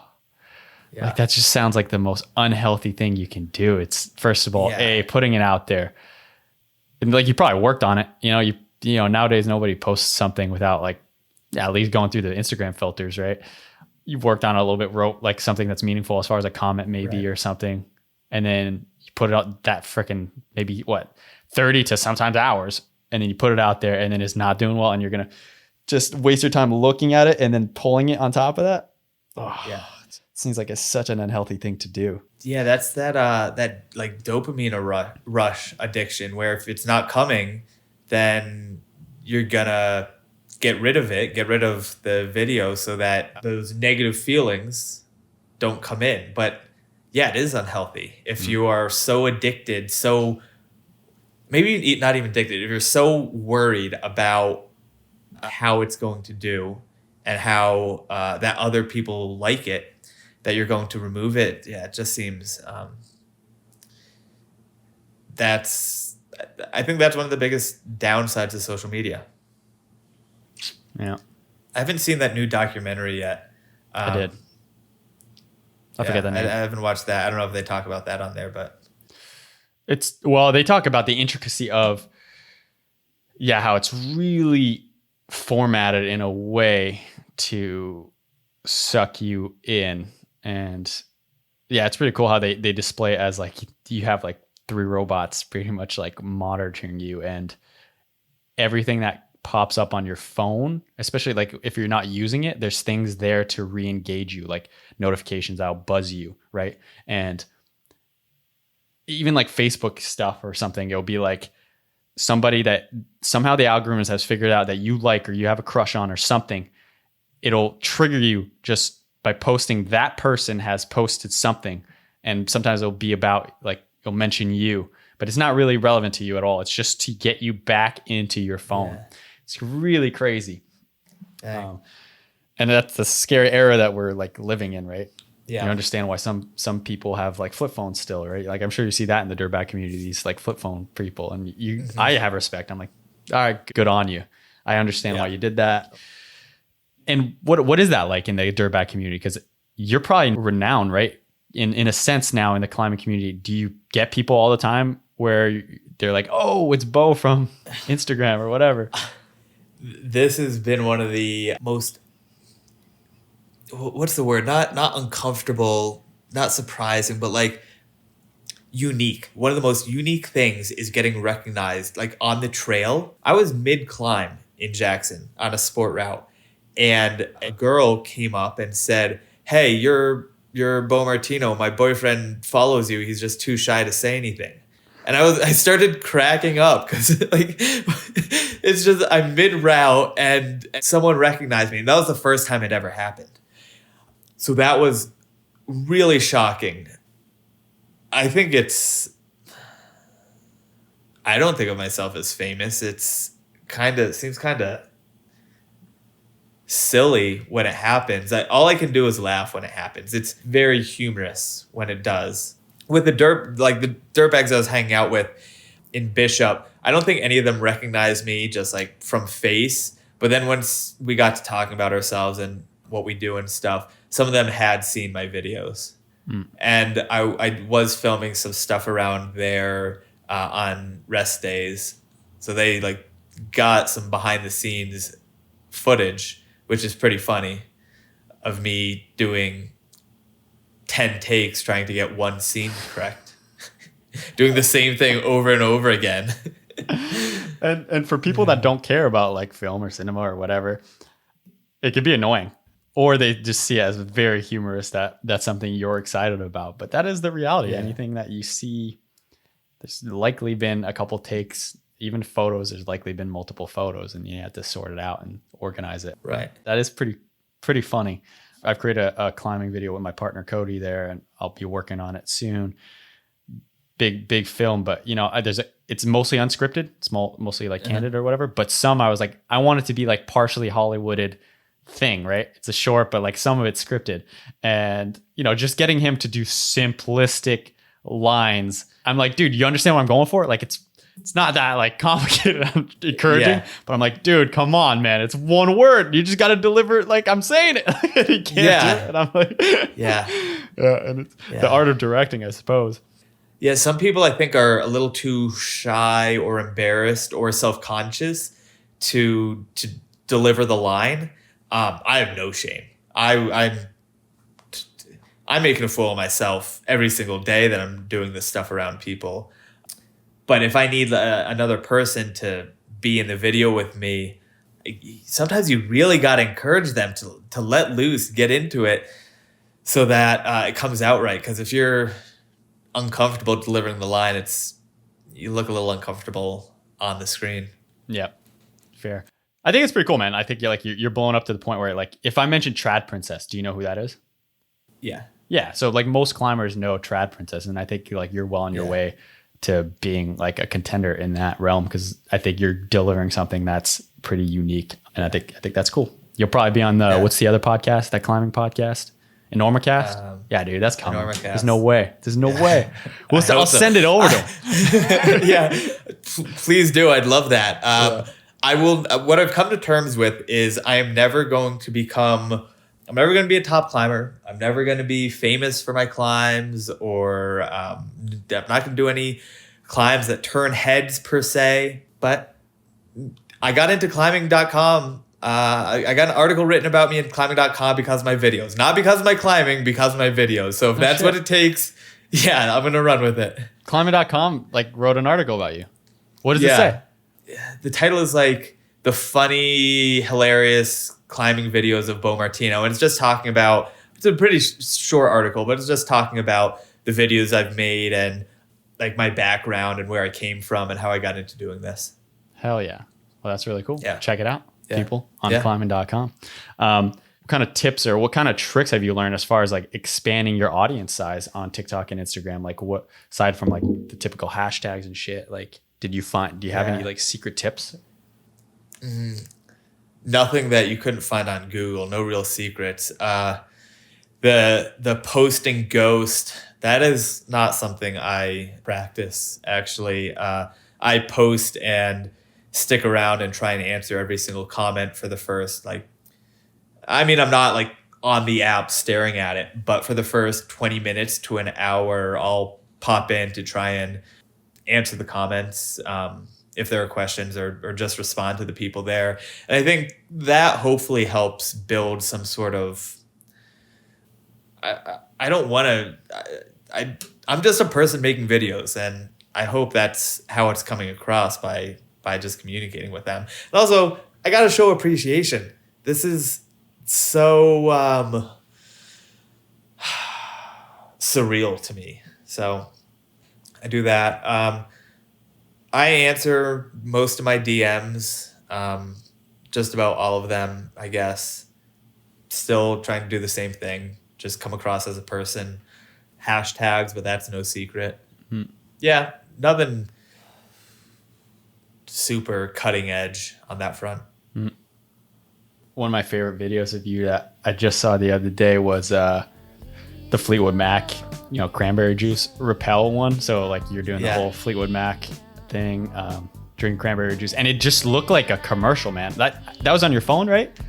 That was on my phone, yeah. That thing it looked like well lit, and it almost looked like a blue screen background. Yeah, there were people that were like, this is definitely a green screen. I was like, no, this is Black Canyon of the Gunnison. Yeah. No, I know green screen. I could usually tell, especially like, unless you're really good at green screening. I was like, at first I thought, oh shit, that's too good. It's green screen. I was like, nope. Yeah. That was a great video. I'll put that one up too. If you don't mind, I'll just share some of your content on here so people know like what we're talking about. Not at all. I don't mind at all. Setting up that video was such a project because we're at Black Canyon of the Gunnison, which is this super steep, it's the third tallest wall in the lower 48. El Cap, some wall in Utah, and then Black Canyon of the Gunnison. And I knew the video I wanted to shoot, and my climbing partner, his name is Lucas. He actually shoots a lot of my photos on my Instagram, or I post a lot of the photos he shoots. He's down with it. He doesn't mind filming for me, thankfully, because some people wouldn't be as on board with the antics I have in mind.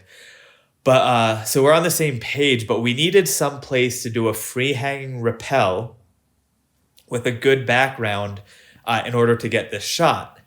And so we ended up setting up an anchor, like a 5-piece anchor on the tourist guardrail, one of the main posts, with a lot of backups, because I don't know, we were just so like, this isn't a normal rappel. Even though it was no more dangerous than wrapping off anything normally, there was just some other element involved that made it kind of nerve-wracking. So we both wrap off this guardrail, and we're like on top of each other, because you've got the 2 strands of rope. I'm on one, he's on the other. So it's a single rope rappel. We're both backed up, of course, and we've got knots in the end, so all safe. But we're like on top of each other, and he has to like swing over to a rock to get onto it to film me. We get into position finally. I drop through. Thankfully, it was only one take. And then that was my first experience setting up 2 prussiks to ascend the rope. And I'm so glad we did that in one take, because it was, again, no dangerous than any other rappel I've done, but my heart was beating harder than anything. I don't know. Yeah. Something about being on a man-made object versus the rock that you usually use. Well, it's new, and you're like, how good was this welder? How dedicated was he in securing this post or fence into whatever ground it's in, you know? That's cool. Yeah, it was like a 3-piece anchor off of that post, and then we had 2 backups. We also tied off the rope at the top. So let's say his strand broke and he fell, my strand would have still been secure. Not like a typical tandem rappel where if one person unweights the rope, the other person falls. So we put in every freaking safety measure we could.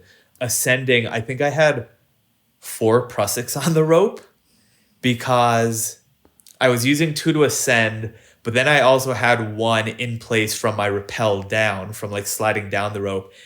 Yeah, I was not moving. Ascending a rope with prussik. So prussiks, for those tuning in, it's a tiny rope wrapped around the main climbing rope.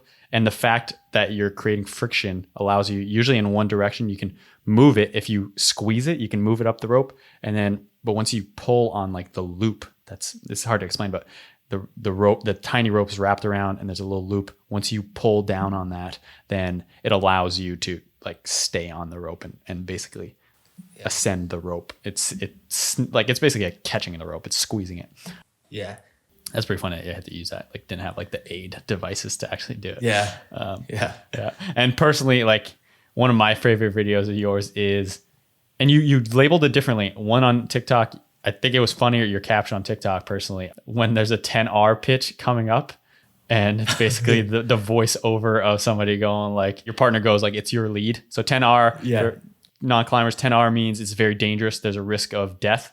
So pretty hard. And your partner goes, it's your lead. And then it's the voiceover. You going like, You don't have to if you don't want to. I don't want to. Yeah, I don't want to. All right, I'm gonna do it. Fuck it. I ain't no bitch.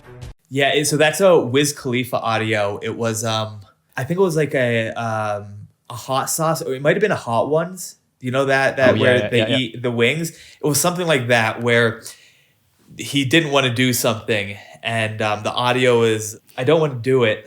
No, it goes like, you don't have to do it. You don't have to do it if you don't want to. Yeah, you're right.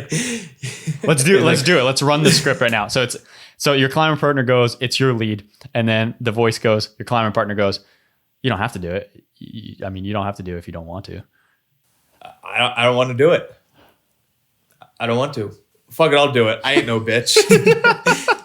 So good. Fuck it, I would do it. I ain't no bitch. I love it when you like walk out of the screen. Fucking love it. Yeah. That's my favorite for sure. But it is that feeling. You're like, I don't want to do it. You don't have to if you don't want to. I don't want to. All right, I'm gonna do it. Fuck it, I ain't no bitch. That's exactly every 10R I've done in my life has been exactly that.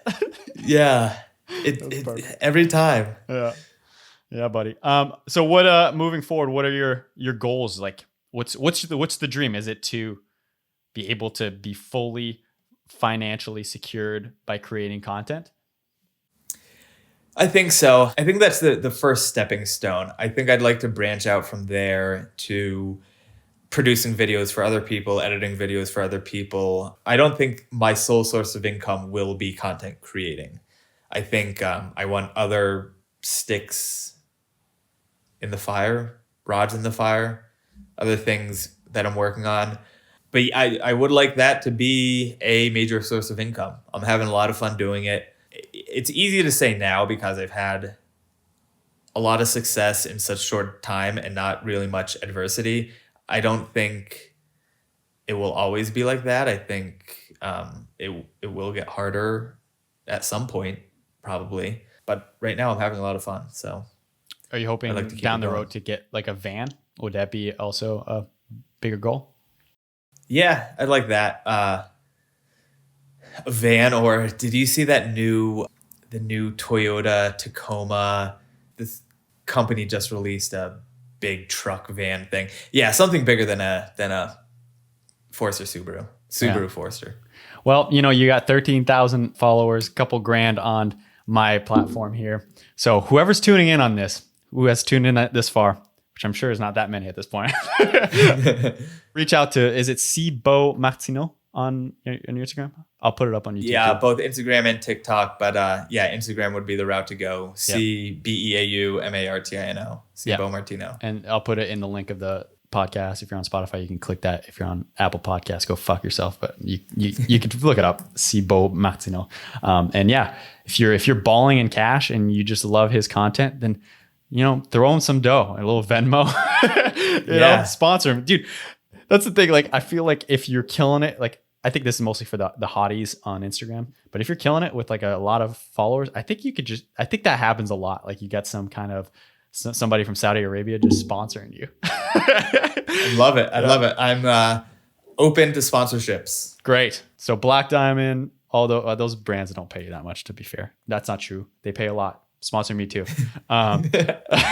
Yeah. So reach out to Beau Martino. I'll put the links there, and help him expand his dream. And anything you want to say to your fans before we tune out? Yeah, I've got a new tagline I'm working on. Can't claim that I came up with it, but I do really like it. It's stay positive, test negative. Nice. That's pretty cool. That's going to be your subtitle. No, I think I need to create my own tagline. I just saw this on a video. A ref is about to drop a hockey puck to the two people facing off, and he says, stay positive, something like be positive, stay positive, test negative. That's very cool. Yeah. I like it. Yeah, buddy. Cool. Hey, thanks so much for coming on, man. Yeah, thank you for having me. That was Beau Martino. You can follow him on Beau Martino. I'll put the link wherever. Go check him out.